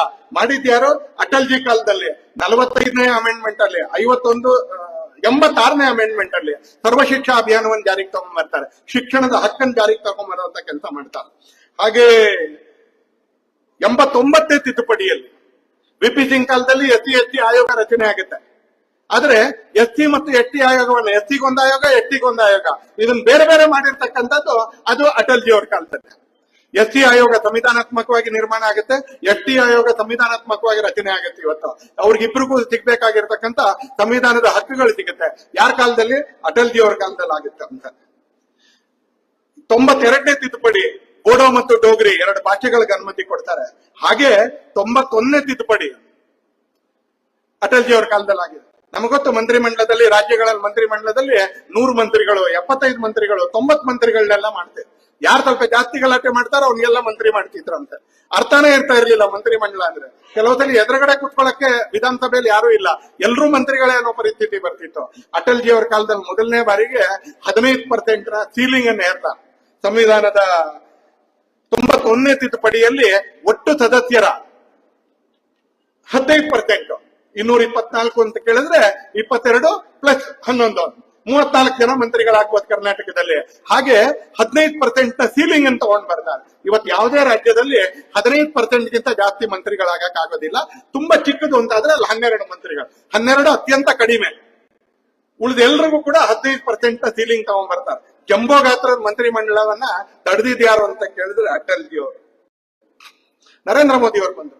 ನರೇಂದ್ರ ಮೋದಿ ಅವರು 9 ತಿದ್ದುಪಡಿ ಮಾಡಿದ್ರು. ಆ ತಿದ್ದುಪಡಿಗಳೇನು? ಮೊದಲನೇ GST, 2ನೇದು ಜುಡಿಷಿಯಲ್ ಅಮೆಂಡ್ಮೆಂಟ್ ಆಕ್ಟ್, 3ನೇದು OBC ಆಯೋಗಕ್ಕೆ ಸಂವಿಧಾನದ ಬದ್ಧತೆ. ಅಟಲ್ಜಿ ಕಾಲದಲ್ಲಿ ST ಆಯೋಗದ ರಚನೆ ಆಯ್ತು. ನರೇಂದ್ರ ಮೋದಿ ಅವರ ಕಾಲದಲ್ಲಿ OBC ಆಯೋಗದ ರಚನೆ ಆಯ್ತು. 103ನೇ ತಿದ್ದುಪಡಿ EWS ಮೀಸಲಾತಿ ಜಾರಿಗೆ ತಗೊಂಡು ಬಂದಿದ್ದು. 104ನೇ ತಿದ್ದುಪಡಿ ಮತ್ತೆ ಮೀಸಲಾತಿ ವಿಸ್ತರಣೆದು ಅನ್ನ. ಹಾಗೆ 105ನೇ ತಿದ್ದುಪಡಿ ಹಿಂದುಳಿದ ವರ್ಗ ಯಾರು ಆಗ್ಬೋದು, OBC ಯಾರು ಆಗ್ಬೋದು ಅನ್ನುವಂತ ನಿರ್ಧರಿಸುವಂತ ಹಕ್ಕು ಅದು ಕೇಂದ್ರ ಸರ್ಕಾರಕ್ಕೆ ಮಾತ್ರ ಇತ್ತು. ಕೇಂದ್ರ ಸರ್ಕಾರಕ್ಕೆ ಮಾತ್ರ ಇತ್ತು ಕಾಂಗ್ರೆಸ್ನ ಕಾಲದಲ್ಲಿ. ಆದ್ರೆ ನರೇಂದ್ರ ಮೋದಿ ಅವರು ಅದನ್ನ ತಿದ್ದುಪಡಿ ಮಾಡಿ 105ನೇ ತಿದ್ದುಪಡಿಯಲ್ಲಿ ಯಾರು OBC ಆಗ್ಬೋದು ಅನ್ನೋದನ್ನ ನಿರ್ಧಾರ ಮಾಡುವಂತ ಹಕ್ಕನ್ನ ರಾಜ್ಯಗಳಿಗೆ ಕೊಡ್ತಾರೆ. ರಾಜ್ಯದ ಕೆಲಸ ಅದು, ರಾಜ್ಯ ಮಾಡುತ್ತೆ ಅಂತ ಹೇಳಿ. ಹೀಗೆ 106ನೇ ತಿದ್ದುಪಡಿ ನರೇಂದ್ರ ಮೋದಿ ಅವರು ತಂದಿದ್ದು ಯಾವುದು ಅಂತ ಕೇಳಿದ್ರೆ ಮಹಿಳೆಯರಿಗೆ 33%. ಈಗ ಹೇಳಿ, ಭಾರತೀಯ ಜನತಾ ಪಕ್ಷದ ಸರ್ಕಾರ ಮಹಿಳಾ ವಿರೋಧಿನ, ಭಾರತೀಯ ಜನತಾ ಪಕ್ಷದ ಸರ್ಕಾರ OBC ವಿರೋಧಿನ, ಭಾರತೀಯ ಜನತಾ ಪಕ್ಷದ SC ವಿರೋಧಿನ, ಬಿಜೆಪಿ ಸರ್ಕಾರಗಳು ST ವಿರೋಧಿನ? ನೀವೇ ಹೇಳಿ. ನಾವು ತಗೊಂಡ್ ಬರ್ತಿರ್ತಕ್ಕಂಥ ಎಲ್ಲಾ ಅಮೆಂಡ್ಮೆಂಟ್ಗಳು ನಾನು ನಿಮ್ ಕಣ್ ಮುಂದೆ ಇಟ್ಟಿದ್ದೀನಿ. ಹಾಗೆ ನಮ್ಮ ಮೇಲೆ ಸಂವಿಧಾನವನ್ನು ರದ್ದು ಮಾಡ್ತಾರೆ, ಮೀಸಲಾತಿ ರದ್ದು ಮಾಡ್ತಾರೆ ಅಂತ ಹೇಳ್ತಕ್ಕಂತ ಕಾಂಗ್ರೆಸ್ನವ್ರು ಯಾವ ಕಾರಣಕ್ಕೆ ಸಂವಿಧಾನದ ತಿದ್ದುಪಡಿ ಮಾಡಿದ್ರು ಅನ್ನೋದನ್ನ ಕೆಲವನ್ನೇ ಹೇಳ್ತೀನಿ. ಯಾಕಂದ್ರೆ 75 ಸಲ ಮಾಡಿದ್ದಾರೆ. ಹಾಗಾಗಿ ಎಲ್ಲವನ್ನು ಓದೋದು ಬಹಳ ಜಾಸ್ತಿ ಆಗುತ್ತೆ. ಮೊದಲನೇ ಅಮೆಂಡ್ಮೆಂಟ್ ಅವ್ರು ತಗೊಂಡ್ ಬಂದಿದ್ದು ಆರ್ಗನೈಸರು ಮತ್ತು ಕ್ರಾಸ್ ರೋಡ್ಸ್ ಅಂತಕ್ಕಂಥ 2 ಪತ್ರಿಕೆ. ಆರ್ಗನೈಸರ್ ಡೆಲ್ಲಿಯಲ್ಲಿ, ಕ್ರಾಸ್ ರೋಡ್ಸ್ ಮುಂಬೈನಲ್ಲಿ, ಕಮ್ಯುನಿಸ್ಟ್ ಪತ್ರಿಕೆ. ಈ 2 ಪತ್ರಿಕೆಗಳು ನೆಹರು ಸರ್ಕಾರದ ಅನೇಕ ನೀತಿಗಳನ್ನ ಟೀಕೆ ಮಾಡ್ತಾ ಇದ್ರು. ಕಾಶ್ಮೀರದ ವಿಷಯದಲ್ಲಿ, ಪಾಕಿಸ್ತಾನದ ವಿಷಯದಲ್ಲಿ, ಕೈಗಾರಿಕೆ ನೀತಿ, ಇದನ್ನ ಟೀಕೆ ಮಾಡ್ತಾ ಇದ್ರು. ಮೊದಲನೇ ಅಮೆಂಡ್ಮೆಂಟ್ ಜವಾಹರ್ಲಾಲ್ ನೆಹರು ಯಾಕೆ ತಂದ್ರು ಅಂತ ಕೇಳಿದ್ರೆ, ಪತ್ರಿಕೆಗಳನ್ನ ನಿರ್ಬಂಧ ಹಾಕ್ಬೋದು ಅಂತ. ಪತ್ರಿಕೆಗಳ ಮೇಲೆ ನಿರ್ಬಂಧ ಹಾಕ್ಬೋದು ಅಂತ ಫ್ರೀಡಮ್ ಆಫ್ ಎಕ್ಸ್ಪ್ರೆಷನ್ ನ ವಿರುದ್ಧ ಮೊದಲನೇ ತಿದ್ದುಪಡಿ ಜವಾಹರ್ಲಾಲ್ ನೆಹರು ತಂದಿದ್ದು. ಎಲ್ಲ ಪತ್ರಿಕೆಯವರು ಇದನ್ನ ಹೆಡ್ಲೈನ್ ಅಲ್ಲಿ ಬರೀಬೇಕು. ಪತ್ರಿಕೆಗಳನ್ನ ಬ್ಯಾನ್ ಮಾಡುವಂತ ಹವ್ಯಾಸ, ಆ ರೀತಿಯ ಅಮೆಂಡ್ಮೆಂಟ್ ಅಂತ ತಗೊಂಡ್ ಬಂದಂತ ಪ್ರಧಾನ ಮಂತ್ರಿ ಜವಾಹರ್ಲಾಲ್ ನೆಹರು. ಅದು ಏನು, ಮೊದಲನೇ ಅಮೆಂಡ್ಮೆಂಟ್, ವೆರಿ ಫಸ್ಟ್ ಅಮೆಂಡ್ಮೆಂಟ್ ಸ್ವಾತಂತ್ರ್ಯ ಬಂದ್ಮೇಲೆ. ಈಗ ಹೇಳಿ, ಯಾರು ವಾಕ್ ಸ್ವಾತಂತ್ರ್ಯಕ್ಕೆ ವಿರುದ್ಧ, ಯಾರು ಫ್ರೀಡಮ್ ಆಫ್ ಎಕ್ಸ್ಪ್ರೆಷನ್ ವಿರುದ್ಧ, ಯಾರು ಪತ್ರಿಕೆಗಳಿಗೆ ವಿರುದ್ಧ? ನೀವೇ ಯೋಚನೆ ಮಾಡಿ ಅಂತದೆ. 368ನೇ ವಿಧಿಯಲ್ಲಿ ನಾನು ಆಗ್ಲೇ ಹೇಳಿದೆ, ಸಂವಿಧಾನವನ್ನು ತಿದ್ದುಪಡಿ ಮಾಡಬಹುದು ಅಂತ ಹೇಳಿದ್ದಾರೆ. ಆಯಾ ಕಾಲದಲ್ಲಿ ತಿದ್ದುಪಡಿ ಮಾಡಬಹುದು ಅಂತ ಹೇಳಿದ್ದಾರೆ. ಬಿಜೆಪಿ ಯಾಕೆ ಮಾಡ್ತು? ಮೀಸಲಾತಿ ವಿಸ್ತರಣೆಗೆ ಮಾಡ್ತು. ಬಿಜೆಪಿ ಯಾಕೆ ಮಾಡ್ತು? SC/ST ಆಯೋಗ ರಚನೆಗೆ ಮಾಡ್ತು. ಬಿಜೆಪಿ ಯಾಕೆ ಮಾಡ್ತು? EWS ರಿಸರ್ವೇಶನ್ ಮಾಡ್ತು. ಬಿಜೆಪಿ ಯಾಕೆ ಮಾಡ್ತು? ST ಆಯೋಗ ರಚನೆಗೆ ಮಾಡ್ತು. ಬಿಜೆಪಿ ಯಾಕೆ ಮಾಡ್ತು? OBC ಆಯೋಗಕ್ಕೆ ಕಾನ್ಸ್ಟಿಟ್ಯೂಷನಲ್ ತಾಕತ್ ಕೊಡ್ಲಿಕ್ಕೆ ಅಂತ ಮಾಡ್ತು. ಬಿಜೆಪಿ ಯಾಕೆ ಮಾಡ್ತು? ಪಕ್ಷಾಂತರ ತಡೆಯಕ್ಕೆ ಅಂತ ಮಾಡ್ತು. ಬಿಜೆಪಿ ಯಾಕೆ ಮಾಡ್ತು? ಮಂತ್ರಿ ಮಂಡಲವನ್ನ ಲಿಮಿಟ್ ಮಾಡಕ್ಕೆ ಅಂತ ಮಾಡ್ತು. ಬಿಜೆಪಿ ಯಾಕೆ ಮಾಡ್ತು? GSTಗೋಸ್ಕರ ಮಾಡ್ತು. ಕಾಂಗ್ರೆಸ್ ಯಾಕೆ ಮಾಡ್ತು? ಮೊದಲನೇದೇ ಪತ್ರಿಕೆಗಳನ್ನ ನಿಷೇಧಿಸಕ್ಕೆ. 2ನೇದು 24ನೇ ತಿದ್ದುಪಡಿ ಹೇಳ್ತೀನಿ. ಇಂದಿರಾ ಗಾಂಧಿ ತಗೊಂಡ್ಬರ್ತಾ ಅಂತ. ಏನ್ ತಿದ್ದುಪಡಿ? ಡಾಕ್ಟರ್ ಅಂಬೇಡ್ಕರ್ ಅವರು ಬರೆದಿರ್ತಕ್ಕಂಥ ಸಂವಿಧಾನದಲ್ಲಿ ನೀವು ಸಂವಿಧಾನವನ್ನು ತಿದ್ದುಪಡಿ ಮಾಡಬಹುದು, ಆದ್ರೆ ಅದನ್ನ ಕಾನೂನಲ್ಲಿ ಹೋಗಿ ಸುಪ್ರೀಂ ಕೋರ್ಟ್ ನಲ್ಲಿ ಪ್ರಶ್ನಿಸಬಹುದು. ಯಾರು ಬೇಕಾದ್ರೂ ಪ್ರಶ್ನಿಸಬಹುದು. ಒಬ್ಬ ಸಾಮಾನ್ಯ ನಾಗರಿಕ ಅದನ್ನ ಹೋಗಿ ಪ್ರಶ್ನಿಸಬಹುದು ಅಂತ. ಇಂದಿರಾ ಗಾಂಧಿ ಒಂದು 24ನೇ ತಿದ್ದುಪಡಿ ಮಾಡ್ತಾರೆ. ಅದರಲ್ಲಿ ಸಂವಿಧಾನ ತಿದ್ದುಪಡಿಯನ್ನ ಪ್ರಶ್ನಿಸ್ಲಿಕ್ಕೆ ಆಗದೇ ಇರುವಂತ ರೀತಿಯಲ್ಲಿ ತಿದ್ದುಪಡಿ ಮಾಡ್ತಾರೆ. ಅಮೆಂಡ್ಮೆಂಟ್ ಅನ್ನ ಕೋರ್ಟ್ ಅಲ್ಲಿ ಪ್ರಶ್ನೆ ಮಾಡಕ್ ಆಗದೇ ಇರುವಂತ ರೀತಿಯಲ್ಲಿ ಬಿಡ್ಬೇಕಾ ರಾಜಕಾರಣಿಗಳಿಗೆ, ಅಥವಾ ಅವ್ರ ತಲೆ ಮೇಲೆ ಒಂದು ಸಣ್ಣ ಅಂಕುಶ ಇಟ್ಟಿರ್ಬೇಕಾ? ನೀವೇ ಯೋಚನೆ ಮಾಡಿ. ಡಾಕ್ಟರ್ ಅಂಬೇಡ್ಕರ್ ಅವರು ರಾಜಕಾರಣಿಗಳಿಗೆ, ಅಧಿಕಾರಸ್ಥರಿಗೆ ಒಂದು ಸ್ವಾತಂತ್ರ್ಯ ಕೊಟ್ಟರು. ನೀವು ಅಮೆಂಡ್ ಮಾಡ್ಬೋದು, ಆದ್ರೆ ನೀವು ಮಾಡಿದ ಅಮೆಂಡ್ಮೆಂಟ್ ನೀವು ಕೋರ್ಟ್ ಅಲ್ಲಿ ಜಸ್ಟಿಫೈ ಮಾಡ್ಕೋಬೇಕು. ಯಾರಾದ್ರೂ ಹೋದ್ರೆ, ಅಪೀಲ್ ಹೋದ್ರೆ. ಆದ್ರೆ ಇಂದಿರಾ ಗಾಂಧಿ 24ನೇ ಅಮೆಂಡ್ಮೆಂಟ್ ತಗೊಂಡ್ ಬರ್ತಾರೆ, ಕೋರ್ಟ್ ನಲ್ಲಿ ಅಪೀಲ್ ಹೋಗದೆ ಇರೋಂಗೆ ಮಾಡ್ತಾರೆ. ಎಮರ್ಜೆನ್ಸಿ ಹೇಳ್ತಾರೆ, ದೊಡ್ಡ ಕತೆ ಎಮರ್ಜೆನ್ಸಿ. ಸಾಗರ ತಾಲೂಕಿನಲ್ಲಿ 100 ಜನ ಜೈಲಿಗೆ ಹೋಗಿದ್ದಾರೆ. ಸಾಗರ ತಾಲೂಕಿನ ಕಾರ್ಯಕರ್ತರು, ನಮ್ಮ ಸಂಘಟನೆ ಕಾರ್ಯಕರ್ತರು ಎಮರ್ಜೆನ್ಸಿಯನ್ನ ಹೇರಿದ್ದನ್ನ ವಿರೋಧ ಮಾಡಿದಂತ ಅತ್ಯಂತ ದೊಡ್ಡ 2 ಸಂಘಟನೆಗಳು, ರಾಷ್ಟ್ರೀಯ ಸ್ವಯಂ ಸೇವಕ ಸಂಘ ಮತ್ತು ಭಾರತೀಯ ಜನಸಂಘ. ಉಳಿದವರೆಲ್ಲರೂ ಬಾಲ ಮುದುರ್ಕೊಂಡು ಅವರವರ ಮನೆಗಳಲ್ಲಿ ಸುರಕ್ಷಿತವಾಗಿದ್ದಾಗ, ಶರಣಾಗತರಾಗಿದ್ದಾಗ, ಈ 2 ಸಂಘಟನೆ ಕಾರ್ಯಕರ್ತರು ಇಡೀ ದೇಶದಲ್ಲಿ ಬೀದಿಗಿಳಿದು ಹೋರಾಟ ಮಾಡ್ತಾರೆ. ಅದಕ್ಕೋಸ್ಕರ ಹಾನಿ ಅನುಭವಿಸ್ತಾರೆ. ಅಂಬೇಡ್ಕರ್ ರಚನೆ ಮಾಡಿರ್ತಕ್ಕಂಥ ಸಂವಿಧಾನವನ್ನ ಮರುಸ್ಥಾಪಿಸ್ಲಿಕ್ಕೆ ಹೋರಾಟ ಮಾಡಿದ್ದು, 2ನೇ ಸ್ವಾತಂತ್ರ್ಯ ಸಂಗ್ರಾಮ ಮಾಡಿದ್ದು RSS ಅವರು ಮತ್ತು ಜನಸಂಘದವರು. ಕಾಂಗ್ರೆಸ್ನವರು ಅಂಬೇಡ್ಕರ್ ಸಂವಿಧಾನಕ್ಕೆ ಯಾವ ಹೋರಾಟನೂ ಮಾಡ್ಲಿಲ್ಲ. ಬರೇ ಕತ್ರಿ ಹಾಕೊಂಡು ಕಟ್ ಮಾಡಿದ್ದು ಅಥವಾ ದಪ್ಪ ಕೆಂಪಿಂಗ್ ಪೆನ್ ಅಲ್ಲಿ ತಿದ್ದಿದ್ ಮಾತ್ರ. ಇಂದಿರಾ ಗಾಂಧಿ ಸಂವಿಧಾನ ತಿದ್ದುಪಡಿ ಮಾಡ್ತಾರೆ, ಸಂವಿಧಾನ ಎಮರ್ಜೆನ್ಸಿಯನ್ನು ಹೇರ್ತಾರೆ. 71ರ ಚುನಾವಣೆಯಲ್ಲಿ ತನ್ನ ಕಚೇರಿಯ ದುರ್ಬಳಕೆ ಮಾಡ್ಕೊಂಡಿದ್ದಾರೆ ಅಂತ ಅಲಹಾಬಾದ್ ಹೈಕೋರ್ಟ್ ಅವರ ಚುನಾವಣೆಯನ್ನ ರದ್ದು ಮಾಡುತ್ತೆ. ಆಗ್ಲೇ ಕಾಂಗ್ರೆಸ್ನಲ್ಲಿ ನಮ್ಮನ್ನ ಯಾರು ಕೇಳೋರು ಅನ್ನುವಂತ ಒಂದು ವಾತಾವರಣ ನಿಧಾನಕ್ಕೆ ಆರಂಭ ಆಗಿತ್ತು. ಜವಾಹರ್ಲಾಲ್ ನೆಹರುವಿನ ಕಡೆ ದಿನಗಳು ಮತ್ತು ಇಂದಿರಾ ಗಾಂಧಿ ಕಾಲದಲ್ಲಿ ನಮ್ಮನ್ನ ಯಾರು ಪ್ರಶ್ನೆ ಮಾಡೋರು ಇವರು. ಕೋರ್ಟ್ ಸುಪ್ರೀಂ ಕೋರ್ಟಿಗೆ ಬರುತ್ತೆ. ಸುಪ್ರೀಂ ಕೋರ್ಟ್ ನಲ್ಲಿ ಅಪೀಲ್ ಹೋಗ್ತಾರೆ. ಆ ಅಪೀಲ್ ನ ವಿಚಾರಣೆ ಬರುತ್ತೆ. ಹೇಗ್ ಸಂವಿಧಾನವನ್ನು ತಿದ್ದುಪಡಿ ಮಾಡ್ತಾರೆ ಅಂತ ನೋಡಿ. ಅಂತಲೇ 38 ಮತ್ತು 31ನೇ ತಿದ್ದುಪಡಿಯಲ್ಲಿ ಇಂದಿರಾ ಗಾಂಧಿ ತಿದ್ದುಪಡಿ ಮಾಡ್ತಾರೆ. ಆ ತಿದ್ದುಪಡಿಯನ್ನ ಸಂಸತ್ನಲ್ಲಿ ಸ್ಥಿರೀಕರಿಸಬೇಕು, ಸ್ವೀಕಾರ ಮಾಡಬೇಕು. ತಿದ್ದುಪಡಿ ಏನು ಅಂತ ಕೇಳಿದ್ರೆ, ಡಾಕ್ಟರ್ ಬಾಬಾ ಸಾಹೇಬರು ಬರೆದಿರ್ತಕ್ಕಂಥ ಸಂವಿಧಾನದಲ್ಲಿ ರಾಷ್ಟ್ರಪತಿ ಚುನಾವಣೆಯನ್ನ ನ್ಯಾಯಾಲಯದಲ್ಲಿ ಪ್ರಶ್ನಿಸುವ ಹಾಗಿಲ್ಲ. ಯಾರೋ ಮನೇಲಿ ಒಬ್ಬರು ಹಿರಿಯರನ್ನ ವಿವಾದದಿಂದ ಹೊರಗಿಡ್ಬೇಕು. ಯಾಕಂದ್ರೆ ಅವ್ರು ಹೇಳಿದ್ದನ್ನ ಯಾರ ಕೇಳ್ಬೇಕು ಅಂತ ಒಂದು ನಿಯಮ ಇರ್ಬೇಕು. ಎಲ್ಲಾರ ಮನೆಗಳಲ್ಲಿ ಇರುತ್ತೆ. ಅವ್ರಿಗೆ ಎದುರಾಡಬಾರ್ದಪ್ಪ ಅಂತಾರೆ. ಎಲ್ರು ಎದುರಾಡಕ್ಕೆ ಅಂತ ಶುರು ಮಾಡಿದ್ರೆ ಸಂತೆ ಆಗ್ಬಿಡುತ್ತೆ ಮನೆ. ಹಾಗೆ ಸಮಾಜದಲ್ಲಿ, ಸರ್ಕಾರದಲ್ಲಿ ಯಾವ್ದೋ ಒಂದು ವ್ಯವಸ್ಥೆ ಇಟ್ಟಿರ್ಬೇಕು. ಡಾಕ್ಟರ್ ಬಾಬಾ ಸಾಹೇಬ್ರು ಯಾವ ವ್ಯವಸ್ಥೆನ ಇಟ್ರು? ರಾಷ್ಟ್ರಪತಿ ಚುನಾವಣೆಯನ್ನ ನ್ಯಾಯಾಲಯದಲ್ಲಿ ಪ್ರಶ್ನಿಸುವ ಹಾಗಿಲ್ಲ. ನನಗೂ ಒಪ್ಪಿಗೆ, ನಿಮಗೂ ಒಪ್ಪಿಗೆ, ಯಾವ್ದಾದ್ರು ಒಂದ್ ಜಾಗವನ್ನು ಇಟ್ಟಿರ್ಬೇಕು ಅಂತ. ಇಂದಿರಾ ಗಾಂಧಿ ಅವರು ಸಂವಿಧಾನವನ್ನು ತಿದ್ದುಪಡಿ ಮಾಡ್ತಾರೆ. ಆ ರಾಷ್ಟ್ರಪತಿ ಚುನಾವಣೆಗೆ ಇನ್ನು 3 ಸೇರಿಸ್ತಾರೆ. ಬೇಕಾಗಿದ್ದು ಒಂದೇ, ಆದ್ರೆ ಒಬ್ಬರದೇ ಸೇರ್ಸಕ್ಕಾಗಲ್ಲ ಅಂತ ಆ ಕಡೆ ಈ ಕಡೆ ಸೇರಿಸ್ತಾರೆ. ಉಪರಾಷ್ಟ್ರಪತಿ ಚುನಾವಣೆಯನ್ನು ಪ್ರಶ್ನಿಸಕ್ಕಾಗಲ್ಲ, ಪ್ರಧಾನಮಂತ್ರಿ ಚುನಾವಣೆಯನ್ನು ಪ್ರಶ್ನಿಸಕ್ಕಾಗಲ್ಲ, ಸ್ಪೀಕರ್ ಚುನಾವಣೆಯನ್ನು ಪ್ರಶ್ನಿಸಕ್ಕಾಗಲ್ಲ ಅಂತ 38 ಮತ್ತು 39ನೇ ಅಮೆಂಡ್ಮೆಂಟ್ ಅಲ್ಲಿ ತಗೊಂಡ್ ಬರ್ತಾರೆ. ಈಗ ನೀವ್ ಹೇಳಿ, ಸಂವಿಧಾನವನ್ನ ವಿರೂಪಗೊಳಿಸಿದ್ಯಾರು, ತಿದ್ದಿದ್ಯಾರು, ಸಂವಿಧಾನದ ಮೂಲ ಆಶಯಕ್ಕೆ ಭಂಗ ತಂದಿದ್ಯಾರು ಅಂತ ಕೇಳಿದ್ರೆ ಇದೇ ಗಾಂಧಿ ಪರಿವಾರದವರು, ಇದೇ ಕಾಂಗ್ರೆಸ್. ಆ 38 ಮತ್ತು 39ನೇ ಅಮೆಂಡ್ಮೆಂಟ್ ಅನ್ನು ತಗೊಂಡ್ ಬಂದು ಅದನ್ನ ಯಾವ ತರ ತಗೊಂಡ್ ಬರ್ತಾರೆ ಅಂತ ನಿಮ್ಗೆ ಉದಾಹರಣೆ ಹೇಳ್ತೀನಿ ನಾನು. ಮತ್ ದಾಖಲೆಗಳ ಸಮೇತ ಉದಾಹರಣೆ ಹೇಳ್ತೀನಿ. 1975ನೇ ಇಸ್ವಿ ಆಗಸ್ಟ್ 11ನೇ ತಾರೀಕು ಸುಪ್ರೀಂ ಕೋರ್ಟ್ ನಲ್ಲಿ ಕೇಸ್ ಬರೋದಿತ್ತು. 1975ನೇ ಇಸ್ವಿ ಆಗಸ್ಟ್ 11ನೇ ತಾರೀಕು ಈ ಮೇಲ್ಮನವಿ ಸುಪ್ರೀಂ ಕೋರ್ಟ್ ನಲ್ಲಿ ಬರೋದಿತ್ತು. ಯಾಕಂದ್ರೆ ಇಂದಿರಾ ಗಾಂಧಿ ಸಂವಿಧಾನ ತಿದ್ದುಪಡಿ ಮಾಡಿ ಅಲಹಾಬಾದ್ ಕೋರ್ಟ್ ನ ತೀರ್ಪನ್ನು ರದ್ದು ಮಾಡಿದ್ರು. ಆ ತಿದ್ದುಪಡಿನ ಅವ್ರು ಪ್ರಶ್ನಿಸಿದ್ರು. ಆಗಸ್ಟ್ 11 ಸೋಮವಾರ 10, 9, 8, 7 7ನೇ ತಾರೀಕಿನ ಶುರು ಮಾಡ್ತೀನಿ ನಾನು. ಕಾಂಗ್ರೆಸ್ ಅವರು ಯಾವ ತರ ಸಂವಿಧಾನದ ಮೇಲೆ ಅತ್ಯಾಚಾರ ಮಾಡಿದ್ದಾರೆ ಅನ್ನೋ ಶಬ್ದವನ್ನೇ ಉಪಯೋಗಿಸ್ತೀನಿ ನಾನು. ಯಾವ ತರ ಅತ್ಯಾಚಾರ ಮಾಡಿದ್ದಾರೆ ಅಂತ ನೋಡಿ. ಇವತ್ತು ಜೈ ಬಾಪು ಅಂತ ಹೇಳಿ ಮಾಡಿರೋ ಭ್ರಷ್ಟಾಚಾರದ ಹಣವನ್ನ ಬಾಬಾ ಸಾಹೇಬ್ ಅಂಬೇಡ್ಕರ್ ಹೆಸರಲ್ಲಿ ಖರ್ಚು ಮಾಡ್ತಾ ಇದ್ದಾರೆ.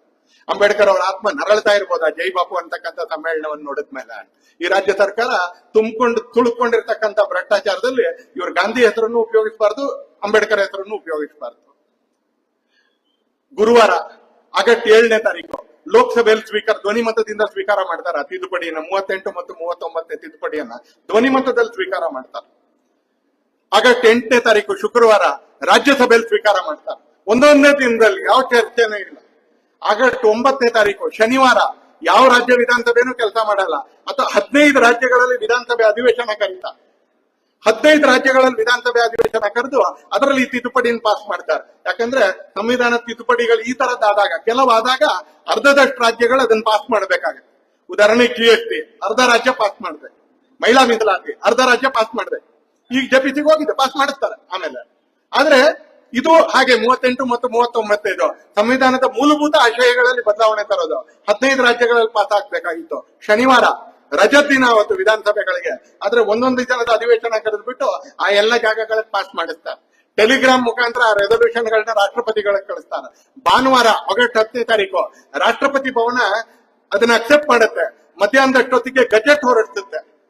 ಯಾಕೆ 7ನೇ ತಾರೀಕು ಅರ್ಜೆಂಟ್ ಲೋಕಸಭೆ, ಯಾಕೆ 8ನೇ ತಾರೀಕು ಅರ್ಜೆಂಟ್ ರಾಜ್ಯಸಭೆ, ಯಾಕೆ 9ನೇ ತಾರೀಕು ಅರ್ಜೆಂಟ್ ವಿಧಾನಸಭೆ, ಯಾಕೆ 10ನೇ ತಾರೀಕು ಅರ್ಜೆಂಟ್ ಗಜೆಟ್ ಮತ್ತು ರಾಷ್ಟ್ರಪತಿ ಘೋಷಣೆ ಅಂತ ಹೇಳಿದ್ರೆ 11ನೇ ತಾರೀಕು ಸುಪ್ರೀಂ ಕೋರ್ಟ್ ಅಲ್ಲಿ ಅಪೀಲ್ ಬರೋದಿತ್ತು. ಆ ಅಪೀಲ್ ನ ಸಾಂವಿಧಾನಿಕತೆಯನ್ನೇ ರದ್ದು ಮಾಡೋದಕ್ಕೋಸ್ಕರ 10ನೇ ತಾರೀಕಿನಷ್ಟೊತ್ತಿಗೆ ಗಜೆಟ್ ನಲ್ಲಿ ಹೊರಡುತ್ತಾರೆ. ಪ್ರಧಾನಮಂತ್ರಿಗಳ ಆಯ್ಕೆಯನ್ನ ನೀವು ಸುಪ್ರೀಂ ಕೋರ್ಟ್ ನಲ್ಲಿ ಪ್ರಶ್ನಿಸುವ ಹಾಗಿಲ್ಲ ಅಂತ. ಮೊರಾರ್ಜಿ ದೇಸಾಯಿ ಸರ್ಕಾರ ಬಂದ್ಮೇಲೆ ಈ ತರದ ರಾಕ್ಷಸೀಯ ತಿದ್ದುಪಡಿಗಳನ್ನ ಸಂವಿಧಾನದ ಮೇಲೆ ಅತ್ಯಾಚಾರ ಮಾಡಿದ್ರು. ಇವನ್ನೆಲ್ಲವನ್ನ ಮೊರಾರ್ಜಿ ದೇಸಾಯಿ ಸರ್ಕಾರದಲ್ಲಿ ಯಾವ್ದ್ರಲ್ಲಿ ಭಾರತೀಯ ಜನಸಂಘ ಪಾಲ್ದಾರ ಆಗಿತ್ತು ಆ ಸಂವಿಧಾನದಲ್ಲಿ ಅದೆಲ್ಲವನ್ನು ರದ್ದು ಮಾಡ್ತಾರೆ. ಸಂವಿಧಾನದ ಮೇಲೆ ಇವ್ರು ಮಾಡಿರ್ತಕ್ಕಂಥ ಅತ್ಯಂತ ಘೋರವಾಗಿರ್ತಕ್ಕಂಥ ಇನ್ನೊಂದು ಅನ್ಯಾಯ ಅಂತ ಹೇಳಿದ್ರೆ, ಯಾವ 2 ಶಬ್ದಗಳನ್ನ ಚರ್ಚೆ ನಂತರ ಡಾಕ್ಟರ್ ಬಾಬಾ ಸಾಹೇಬ್ರು ಸೇರಿಸೋದ್ ಬೇಡ ಅಂತ ಹೇಳಿದ್ರು. ಆ 2 ಶಬ್ದಗಳನ್ನ ತುರ್ತು ಪರಿಸ್ಥಿತಿ ಸಂದರ್ಭದಲ್ಲಿ 42ನೇ ತಿದ್ದುಪಡಿಯಲ್ಲಿ ಆ 2 ತಮ್ಮ ತರ್ತಾರೆ. 50ಕ್ಕಿಂತ ಹೆಚ್ಚು ತಿದ್ದುಪಡಿಗಳನ್ನ ಒಂದು 42ನೇ ಅಮೆಂಡ್ಮೆಂಟ್ ಅಲ್ಲಿ ಮಾಡ್ತಾರೆ. 50ಕ್ಕಿಂತ ಹೆಚ್ಚು ತಿದ್ದುಪಡಿಗಳು 2 ದೊಡ್ಡ ಶಬ್ದಗಳನ್ನ ಸೇರಿಸ್ತಾರೆ. ಸೆಕ್ಯುಲರಿಸಂ ಮತ್ತು ಸೋಷಿಯಲಿಸಂ, ಸಮಾಜವಾದ ಮತ್ತು ಜಾತ್ಯತೀತತೆ ಎರಡನ್ನು ಸೇರಿಸ್ತಾರೆ. ಇವು 2 ಶಬ್ದಗಳು ಡಾಕ್ಟರ್ ಬಾಬಾ ಸಾಹೇಬ್ ಅವರು ಬರೆದಿರ್ತಕ್ಕಂಥ ಸಂವಿಧಾನದಲ್ಲಿ ಎರಡೂ ಕೂಡ ಇಲ್ಲ. ಈ 2 ಕೂಡ 42ನೇ ಅಮೆಂಡ್ಮೆಂಟ್ ನಲ್ಲಿ ಸಂವಿಧಾನದ ಪ್ರಿಯಾಂಬಲ್ ನಲ್ಲಿ ಸೇರಿಸುವಂತ ಪ್ರಯತ್ನ ಮಾಡ್ತಾರೆ ಸೋಷಿಯಲಿಸ್ಟು ಮತ್ತು ಸಮಾಜ. ಡಾಕ್ಟರ್ ಬಾಬಾ ಸಾಹೇಬ್ರು ಇದು 2 ಶಬ್ದಗಳ ಬಗ್ಗೆ ಸಂವಿಧಾನದ ರಚನಾ ಸಮಿತಿಯಲ್ಲಿ ಚರ್ಚೆ ನಡೆಯುತ್ತೆ. ಆ ಚರ್ಚೆ ನಡೆದಾಗ ಬಾಬಾ ಸಾಹೇಬ್ರು ಹೇಳ್ತಾರೆ, ಯಾವ್ಯಾವ ಸಂದರ್ಭದಲ್ಲಿ ದೇಶಕ್ಕೆ ಯಾವ್ಯಾವ ಐಡಿಯಾಲಜಿ ಬೇಕು, ಯಾವ್ಯಾವ ಆರ್ಥಿಕ ವ್ಯವಸ್ಥೆ ಬೇಕು ಅಂತ ಅದನ್ನ ಅದೇ ಕಾಲದವ್ರು ನಿರ್ಣಯ ಮಾಡ್ಬೇಕು. ನಾವ್ ಇವತ್ತು ಬರ್ದಿಡಕ್ ಆಗೋದಿಲ್ಲ. ಅವತ್ತಿನ ಸಂಸತ್ತು ನಮ್ಗೆ ಕ್ಯಾಪಿಟಲಿಸಂ, ಬಂಡವಾಳಶಾಹಿ ಬೇಕು ಅಂದ್ರೆ ಬಂಡವಾಳಶಾಹಿ ತಗೊಳ್ತಾರೆ, ಸಮಾಜವಾದ ಬೇಕು ಅಂದ್ರೆ ಸಮಾಜವಾದ ತಗೊಳ್ತಾರೆ, ಇನ್ನೇನೋ ಬೇಕು ಅಂದ್ರೆ ಮತ್ತೇನೋ ತಗೊಳ್ತಾರೆ. ನಾವು ಇವತ್ತು ಬರ್ದಿಡಕ್ ಆಗಲ್ಲ. ಯಾಕಂದ್ರೆ ಈ ಜಗತ್ತು ಮತ್ತು ಸಮಾಜ ಚಲನಶೀಲವಾಗಿರ್ತಕ್ಕಂಥ ಜಗತ್ತು. ಶಬ್ದ ಉಪಯೋಗಿಸ್ತಾರೆ, it is dynamic world and dynamic society ಉಪಯೋಗಿಸ್ತಾರೆ. ಅವ್ರಿಗೆ ಅವತ್ತು ಸಮಾಜವಾದ ಬೇಕು ಅಂತಿದ್ರೆ ಸಮಾಜವಾದ ತಗೊಳ್ಳಿ, ಅವ್ರಿಗೆ ಅವತ್ತು ಇನ್ನೇನೋ ಬೇಕು ಅಂತಿದ್ರೆ ಅವತ್ತಿನ ಪ್ರಕಾರ ತಗೊಳ್ಳಿ. ಇವತ್ತು ಎರಡನ್ನೂ ಡಾಕ್ಟರ್ ಬಾಬಾ ಸಾಹೇಬ್ ಅಂಬೇಡ್ಕರ್ ಅವರು ವಿರೋಧಿಸಿರ್ತಾರೆ. ಆದ್ರೆ ಅವೆರಡನ್ನೂ ಕೂಡ ಸಮಾಜವಾದ ಮತ್ತು ಜಾತ್ಯತೀತತೆ ಎರಡನ್ನೂ ಕೂಡ ಇಂದಿರಾ ಗಾಂಧಿಯ ಕಾಲದಲ್ಲಿ ಅಮೆಂಡ್ಮೆಂಟ್ ಅಲ್ಲಿ ಸೇರಿಸ್ತಾರ ಅಂತ. ಬಂಧುಗಳೇ, ನಾನು ಇಷ್ಟೇ ಹೇಳಲಿಕ್ಕೆ ಅಂತ ಹೊರಟಿರ್ತಕ್ಕಂಥದ್ದು, ಭಾರತೀಯ ಜನತಾ ಪಕ್ಷ ಸಂವಿಧಾನವನ್ನು ತಿದ್ದುಪಡಿ ಮಾಡಿದಾಗ ಅದು ಶೋಷಿತ ಸಮಾಜದ ಮಹಿಳೆಯರ ಹಿಂದುಳಿದ ವರ್ಗದವರ ಹಕ್ಕುಗಳನ್ನ ಗಟ್ಟಿ ಮಾಡ್ಲಿಕ್ಕೆ ಅಂತ ಹೊರತು ಸಂವಿಧಾನದ ಮೂಲ ಆಶಯಗಳಲ್ಲಿ ಯಾವತ್ತೂ ಬದಲಾವಣೆ ಮಾಡಲಿಲ್ಲ. ಆದ್ರೆ ಇವ್ರು ಮಾಡಿದ್ದೆಲ್ಲವೂ ಕೂಡ ಸಂವಿಧಾನದ ಬೇಸಿಕ್ ಸ್ಟ್ರಕ್ಚರ್ ಅನ್ನ ಬದಲಾಯಿಸುವಂತ ಕೆಲಸ ಮಾಡಿದ್ರು ಅಂತ. ಬೇಸಿಕ್ ಸ್ಟ್ರಕ್ಚರ್ ಕೆಲವನ್ನ ಮೊರಾರ್ಜಿ ದೇಸಾಯಿ ಅವ್ರ ಕಾಲದಲ್ಲಿ ಸರಿ ಮಾಡಿದ್ರು, ಕೆಲವನ್ನ ನಂತರ ಕೂಡ ಸರಿ ಮಾಡಿದ್ರು. ಆದ್ರೆ ಇನ್ನು ಉಳಿದ ಅನೇಕವು ಸರಿ ಮಾಡ್ಲಿಕ್ಕೆ ಸಾಧ್ಯ ಇಲ್ಲದೆ ಇರ್ತಕ್ಕಂಥ ಸ್ಥಿತಿಯಲ್ಲಿ ಇವತ್ತಿದಾವ ಅಂತದೆ. ಹೀಗೆ ಡಾಕ್ಟರ್ ಬಾಬಾ ಸಾಹೇಬ್ ರಚನೆ ಮಾಡಿರ್ತಕ್ಕಂಥ ಸಂವಿಧಾನವನ್ನ ವಿರೂಪಗೊಳಿಸಿರ್ತಕ್ಕಂಥ ಪಾಪ ಯಾರ್ದಾದ್ರೂ ಕೈಯಲ್ಲಿದ್ರೆ ಅದು ಕಾಂಗ್ರೆಸ್ನವ್ರ ಕೈಯಲ್ಲಿದೆ ಅಂತ. ಅತ್ಯಂತ ದೊಡ್ಡ ಪಾಪ ಜವಾಹರ್ಲಾಲ್ ನೆಹರು ಕಾಲದಲ್ಲಿ ನಡೆದಿದ್ದು ಆರ್ಟಿಕಲ್ 370. ಬಾಬಾ ಸಾಹೇಬ್ರಿಗೆ ಏನೇನೋ ಮನಸ್ಸಿಲ್ಲದೆ ಇರ್ತಕ್ಕಂಥ ಒಂದು ಆರ್ಟಿಕಲ್ 370. ಶೇಖ್ ಅಬ್ದುಲ್ಲಾಗ್ ಹೇಳ್ತಾರೆ, ನೀವು ನಮ್ ದೇಶದ ಅನ್ನ ಬೇಕು, ನಿಮ್ಗೆ ನಮ್ ದೇಶದ ಉಪ್ಪು ಬೇಕು, ನಿಮಗ್ ನಮ್ ದೇಶದ ಸೈನ್ಯ ಬೇಕು, ನಿಮಗ್ ನಮ್ ದೇಶದ ಇದು ಬೇಕು, ಆದ್ರೆ ನಮ್ ದೇಶದ ಸಂವಿಧಾನ ಮಾತ್ರ ಬೇಡ ಅಂದ್ರೆ ಹೇಗೆ? ನೀವು ಇನ್ನೊಂದು ಸಂವಿಧಾನ ಇಟ್ಕೊಳಕ್ ಸಾಧ್ಯ ಇಲ್ಲ ಅಂತ ಬಾಬಾ ಸಾಹೇಬ್ರು ಶೇಖ್ ಅಬ್ದುಲ್ಲಾನ್ ಹತ್ರ ಬಹಳ ಉಗ್ರವಾಗಿ ವಾದ ಮಾಡ್ತಾರೆ. ಸಂವಿಧಾನ ರಚನಾ ಸಮಿತಿಯಲ್ಲೂ ಆರ್ಟಿಕಲ್ 370 ವಿರುದ್ಧ ವಾದ ಮಾಡ್ತಾರೆ. ಆದ್ರೆ ನೆಹರು ಕಾರಣಕ್ಕೆ ಆರ್ಟಿಕಲ್ 370 ಬರುತ್ತೆ. ಜಮ್ಮು ಕಾಶ್ಮೀರಕ್ಕೆ ಒಂದು ವಿಶೇಷ ಸ್ಥಾನಮಾನ, ಜಮ್ಮು ಕಾಶ್ಮೀರದ ಮುಖ್ಯಮಂತ್ರಿಗೆ ಪ್ರಧಾನಮಂತ್ರಿ, ಜಮ್ಮು ಕಾಶ್ಮೀರಕ್ಕೆ ಒಂದು ವಿಶೇಷವಾಗಿರ್ತಕ್ಕಂಥ ಧ್ವಜ, ಜಮ್ಮು ಕಾಶ್ಮೀರಕ್ಕೆ ಒಂದು ವಿಶೇಷವಾಗಿರ್ತಕ್ಕಂಥ ಸಂವಿಧಾನ. ಮೊನ್ನೆವರೆಗೂ 2024ರಲ್ಲಿ ಚುನಾವಣೆ ಆಗಿ ಪ್ರಮಾಣ ವಚನ ಸ್ವೀಕರಿಸುವವರೆಗೆ ಈ ಮೊನ್ನೆವರೆಗೂ ಕೂಡ ಅಲ್ಲ ಅವ್ರದೇ ಸಂವಿಧಾನದ ಮೇಲೆ ಪ್ರಮಾಣ ವಚನ ತಗೊಳ್ತಾ ಇದ್ರು. ಬಾಬಾ ಸಾಹೇಬ್ರ ಸಂವಿಧಾನದ ಮೇಲೆ ಪ್ರಮಾಣ ವಚನ ತಗೊಳ್ತಾ ಇರಲಿಲ್ಲ. ಈಗ ಮೊನ್ನೆ ಒಮರ್ ಅಬ್ದುಲ್ಲಾ ಪ್ರಮಾಣ ವಚನ ತಗೊಂಡ್ರಲ್ಲ, ಮೊದಲನೇ ಬಾರಿಗೆ ಭಾರತದ ಸಂವಿಧಾನ ಹೆಸರನ್ನು ಹೇಳಿದ್ರು. ಇಲ್ದಿದ್ರೆ ಶೇರ್ ಇ ರಿಯಾಸತ್ ಸಂವಿಧಾನ ಅಂತ ಹೇಳ್ತಿದ್ರು. ಮೊದಲನೇ ಬಾರಿಗೆ ಭಾರತದ ಸಂವಿಧಾನದ ಮೇಲೆ ಪ್ರಮಾಣ ವಚನ ತಗೊಂಡ್ರ. ಆರ್ಟಿಕಲ್ 370 ಕಿತ್ತಾಕದ ಮೇಲೆ ಅಲ್ಲಿ SC ರಿಸರ್ವೇಶನ್ ಬಂತು. 66 ವರ್ಷಗಳಿಂದ ಕಾಂಗ್ರೆಸ್ ಕೃಪಾಪೋಷಿತವಾಗಿರ್ತಕ್ಕಂಥ ನಾಟಕ ಮಂಡಳಿ ಜಮ್ಮು ಕಾಶ್ಮೀರದಲ್ಲಿ ಅಧಿಕಾರ ನಡೆಸ್ತಿತ್ತು. SC ರಿಸರ್ವೇಶನ್ ಇರಲಿಲ್ಲ ಅಲ್ಲ. ಮೊದಲನೇ ಬಾರಿಗೆ ಆರ್ಟಿಕಲ್ 370 ಕಿತ್ತಾಕದ ಮೇಲೆ ಅಲ್ಲಿ SC ರಿಸರ್ವೇಶನ್ ಬಂದಿರತಕ್ಕಂಥದ್ದು ಇವತ್ತು. ಅಲ್ಲಿ ಇವತ್ತು ಶಾಸಕರಿದ್ದಾರೆ, ಒಟ್ಟು ಶಾಸಕರು ಭಾರತೀಯ ಜನತಾ ಪಕ್ಷದ SC ಶಾಸಕರು. ಆಲ್ ಕಾಂಗ್ರೆಸ್ನ ಒಬ್ಬನೇ ಶಾಸಕ ಗೆಲ್ಲಿಲ್ಲ, ನ್ಯಾಷನಲ್ ಕಾನ್ಫರೆನ್ಸ್ ಗೆಲ್ಲಿಲ್ಲ. ಎಲ್ಲ SC ಮೀಸಲು ಕ್ಷೇತ್ರಗಳಲ್ಲಿ ಭಾರತೀಯ ಜನತಾ ಪಕ್ಷನೇ ಗೆದ್ದಿದೆ. ಯಾಕಂದ್ರೆ ಅಲ್ಲಿಯ ದಲಿತ ಸಮಾಜಕ್ಕೆ ಗೊತ್ತು ನಮ್ಗೆ ಹಕ್ಕುಗಳನ್ನ ಕೊಡಿಸಿದ್ದು ಬಿಜೆಪಿ ಅಂತ ಗೊತ್ತು. ಅಲ್ಲಿಯ ಸಮಾಜಕ್ಕೆ ಗೊತ್ತಿದೆ. ಇಲ್ಲಿ ಸುಳ್ಳು ಹರಡೋದು ಸುಲಭ, ಆದ್ರೆ ಅಲ್ಲಿ ಹೋಗಿ ಸುಳ್ಳು ಮಾತಾಡಕ್ ಆಗೋದಿಲ್ಲ. ಯಾಕಂದ್ರೆ ಅಲ್ಲಿನವ್ರಿಗೆ ಬಹಳ ಸ್ಪಷ್ಟವಾಗಿರ್ತಕ್ಕಂಥ ಪ್ರಜ್ಞೆ ಇದೆ. ಆರ್ಟಿಕಲ್ 370 ನೆಹರು ಒತ್ತಾಯಕ್ಕೆ ಸೇರಿಸಿರ್ತಕ್ಕಂಥ ಬಾಬಾ ಸಾಹೇಬ್ರು ಆ ಆರ್ಟಿಕಲ್ 370 ಹೇಗೆ ರದ್ದು ಮಾಡಬಹುದು ಅನ್ನೋದನ್ನು ಕೂಡ ಅದರಲ್ಲೇ 3ನೇ ಅಂಶವಾಗಿಟ್ರು. ಇವತ್ತು ನರೇಂದ್ರ ಮೋದಿ ಅವರ ಸರ್ಕಾರ ಅಂಬೇಡ್ಕರ್ ಅವರ ಆ ಆಶಯವನ್ನು ಅರ್ಥ ಮಾಡಿಕೊಂಡು ತನಗೆ ಬಹುಮತ ಸಿಕ್ಕಿದಾಗ ಲೋಕಸಭೆಯಲ್ಲಿ ಮತ್ತು ರಾಜ್ಯಸಭೆಯಲ್ಲಿ 3/2 ಬಹುಮತದಿಂದ ಆ ಆರ್ಟಿಕಲ್ 370 ಕಿತ್ತಾಕಿ ಅಲ್ಲೂ ನಮ್ ದೇಶದ ಸಂವಿಧಾನ ಅಪ್ಲೈ ಆಗುವಂತ ಮಾಡಿದೆ ಅಂತಲೇ. ಈಗ ಹೇಳಿ, ಬಾಬಾ ಸಾಹೇಬರ ಸಂವಿಧಾನಕ್ಕೆ ಗೌರವ ಕೊಟ್ಟಿದ್ಯಾರು, ಮಹತ್ವ ಕೊಟ್ಟಿದ್ಯಾರು, ಅದನ್ನ ಸಶಕ್ತಗೊಳಿಸಿದ್ಯಾರು? ಬಾಬಾ ಸಾಹೇಬರನ್ನು ಸೇರಿಸಿ ಸಂವಿಧಾನವನ್ನು ಸೇರಿಸಿ ಅಗೌರವಗೊಳಿಸಿದ್ಯಾರು, ಅತ್ಯಾಚಾರ ಮಾಡಿದ್ಯಾರು, ವಿರೂಪ ಮಾಡಿದ್ಯಾರು, ಇವತ್ತು ದುರುಪಯೋಗ ಪಡಿಸ್ಕೊಳ್ತಾ ಇರೋದು ಯಾರು? ಬಂಧುಗಳೇ, ಈ ವಿಷಯವನ್ನ ನಾನು ಯಾವ್ದು ಹೇಳಿದೀನಿ, ಯಾವ್ದು ನಮ್ದು ಯಾವ್ದೋ ಒಂದು ಕತೆ ಅಲ್ಲ, ಎಲ್ಲವೂ ಡಾಕ್ಯುಮೆಂಟ್ ಗಳಲ್ಲಿ ಇರ್ತಕ್ಕಂಥದ್ದು.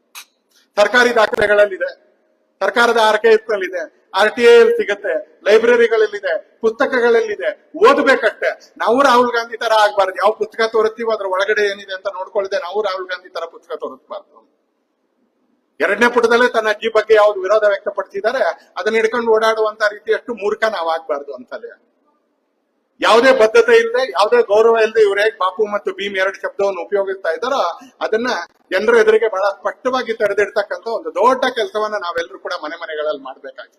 ಇವತ್ತೊಂದು ಆ ತರದ ಒಂದು ಉತ್ತಮ ಕಾರ್ಯಕ್ರಮದಲ್ಲಿ ನೀವೆಲ್ಲರೂ ಕೂಡ ಪಾಲ್ಗೊಳ್ತಾ ಇದ್ದೀರಿ.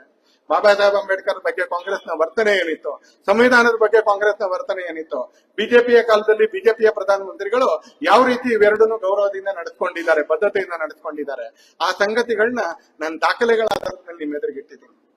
ಈ ವಿಷಯದಲ್ಲಿ ಯಾವುದೇ ರೀತಿಯ ಚರ್ಚೆ ಯಾವತ್ ಬೇಕಿದ್ರು ವಿಕಾಸ್ ಅವ್ರನ್ನ ಕರೀಬಹುದು ಅಂತಲೇ ಆಧಾರ ಸಹಿತವಾಗಿ ನಿಮ್ಮ ಎದುರಿಗಿಡುವಂತ ಪ್ರಯತ್ನ ಮಾಡ್ತಾರೆ ಅಂತಲೇ. ಆದ್ರೆ ಎದುರಿಸುವಂತ ಹಕ್ಕಿಲ್ಲ. ಹಾಗಾಗಿ ದೊಡ್ಡ ರ್ಯಾಲಿಯಲ್ಲಿ ಸುಳ್ಳು ಹೇಳ್ಕೊಂಡು ಹೋಗ್ತಾರೆ. ಹಾಗೆ ಅವ್ರಿಗೆ ಬೆಂಬಲ ಕೊಡುವಂತ ಅರ್ಬನ್ ನಕ್ಸಲರು, ನಗರದ ನಕ್ಸಲರು ಅನೇಕ ಕಡೆ. ಇವತ್ತು ನಮ್ಮ ರಾಜ್ಯದಲ್ಲೂ ಕೂಡ ಅನೇಕ ಹೆಸರುಗಳಲ್ಲಿ ಅರ್ಬನ್ ನಕ್ಸಲರ ಕಾರ್ಯಕ್ರಮ ನಡೆಸ್ತಾ ಇದ್ದಾರೆ ಅಂತ. ನಾವು ಆ ತರದ ಯಾವುದೇ ಅಪಪ್ರಚಾರಕ್ಕೆ ಬಲಿ ಬೀಳ್ತೇವೆ ಅಂತಲೇ. ತಪ್ಪಿದ್ರೆ ತಪ್ಪು ಅಂತ ಹೇಳ್ಬೇಕು. ತಪ್ಪು ನಮ್ದಾಗಿದ್ರು ತಪ್ಪೆ, ತಪ್ಪು ಇನ್ನೊಬ್ರದಾಗಿದ್ರು ತಪ್ಪೆ. ಬರೀ ತಪ್ಪು ನಾವು ಮಾಡಿದ್ರೆ ಮಾತ್ರ ತಪ್ಪು, ಇನ್ನೊಬ್ರು ಮಾಡಿದ್ರೆ ತಪ್ಪಿಲ್ಲ ಅಂತ ಸೆಲೆಕ್ಟಿವ್ ಅಮ್ನೇಷ್ಯ ಕೆಲವು ಸಂಘಟನೆಗಳಿಗೆ. ಸೆಲೆಕ್ಟಿವ್ ಅಮ್ನೇಷ್ಯ. ಆ ಹಳದಿ ಕಣ್ಣಿಂದ ನೋಡದೆ ಅಂತಲ್ಲಿ ಒಂದು ಪ್ರಾಮಾಣಿಕ ಕಣ್ಣಿನಿಂದ ನೋಡುವಂತ ಪ್ರಯತ್ನವನ್ನು ಇಡೀ ಸಮಾಜ ಮಾಡಬೇಕು. ಆ ಸಮಾಜ ಮಾಡುವಂತ ನಿಟ್ಟಿನಲ್ಲಿ ಈ ಕಾರ್ಯಕ್ರಮದಲ್ಲಿ ಪಾಲ್ಗೊಂಡಿರ್ತಕ್ಕಂಥ ಎಲ್ಲ ಬಂಧುಗಳು ಕೂಡ ನಾವು ಪ್ರಯತ್ನ ಪಡಬೇಕು ಅಂತ ಮಾತ್ರ ನಿಮ್ಮ ಹತ್ರ ವಿನಂತಿ ಮಾಡ್ತಾ ಮತ್ತೊಂದ್ಸಲಿ ಈ ಪುಸ್ತಕವನ್ನ ನಮ್ಗೆ ಕೊಡೋದ್ರ ಮುಖಾಂತರ ನನ್ನನ್ನು ಸೇರಿಸಿ ಅನೇಕ ಜನ ಕಾರ್ಯಕರ್ತರಿಗೆ ಸತ್ಯದ ಅರಿವನ್ನ ಮಾಡ್ತಿರ್ತಕ್ಕಂಥ ವಿಕಾಸ್ ಅವರಿಗೆ ಮತ್ತೊಮ್ಮೆ ಅಭಿನಂದನೆ ಹೇಳ್ತಾ, ಇವತ್ತಿನ ಈ ಕಾರ್ಯಕ್ರಮವನ್ನ ಆಯೋಜನೆ ಮಾಡಿರ್ತಕ್ಕಂಥ ಎಲ್ಲ ಸಂಘಟಕರಿಗೂ ಧನ್ಯವಾದಗಳನ್ನ ಸಮರ್ಪಿಸ್ತಾ, ಮತ್ತೊಂದ್ಸಲಿ ಅಭಿನಂದನ್ ಕೋಳಿವಾಡ್ ಏನು ನಮ್ಮ ವಿದ್ಯಾರ್ಥಿ, ಸಾಗರದ ವಿದ್ಯಾರ್ಥಿ ಅತ್ಯಂತ ಉತ್ತಮವಾಗಿರ್ತಕ್ಕಂಥ ಸಾಧನೆ ಮಾಡಿ ಇಡೀ ದೇಶದಲ್ಲೇ ಒಂದು ಒಳ್ಳೆ ರೀತಿಯ ಸಾಧನೆ ಮಾಡಿದಾರೋ ಅವ್ರಿಗೆ ಅಭಿನಂದನೆಗಳನ್ನ ಸಲ್ಲಿಸ್ತಾ, ಮತ್ತೊಂದ್ಸಲಿ ನಿಮ್ಮೆಲ್ಲರ ಹತ್ರ ಮನವಿ ಮಾಡ್ಕೊಳ್ತಾ, ಪುಸ್ತಕ ಲಭ್ಯ ಇದೆ, ಸತ್ಯವನ್ನ ಪುಸ್ತಕ ಓದೋದ್ರ ಮುಖಾಂತರ ಇನ್ನಷ್ಟು ಅರ್ಥ ಮಾಡ್ಕೊಳ್ಳೋಣ, ಮತ್ತೆ ಆ ಸತ್ಯವನ್ನ ಸಮಾಜದ ಒಳಗಡೆ ಹರಡೋಣ ಅಂತ ಮಾತ್ರ ಹೇಳ್ತಾ, ನನ್ನ ಮಾತುಗಳನ್ನ ತಾಳ್ಮೆಯಿಂದ ಕೇಳಿರ್ತಕ್ಕಂಥ ನಿಮ್ಮೆಲ್ಲರಿಗೂ ಕೂಡ ಮತ್ತೊಮ್ಮೆ ಧನ್ಯವಾದಗಳನ್ನ ಸಮರ್ಪಿಸ್ತಾ ನನ್ನ ಮಾತನ್ನು ಮುಕ್ತಾಯ.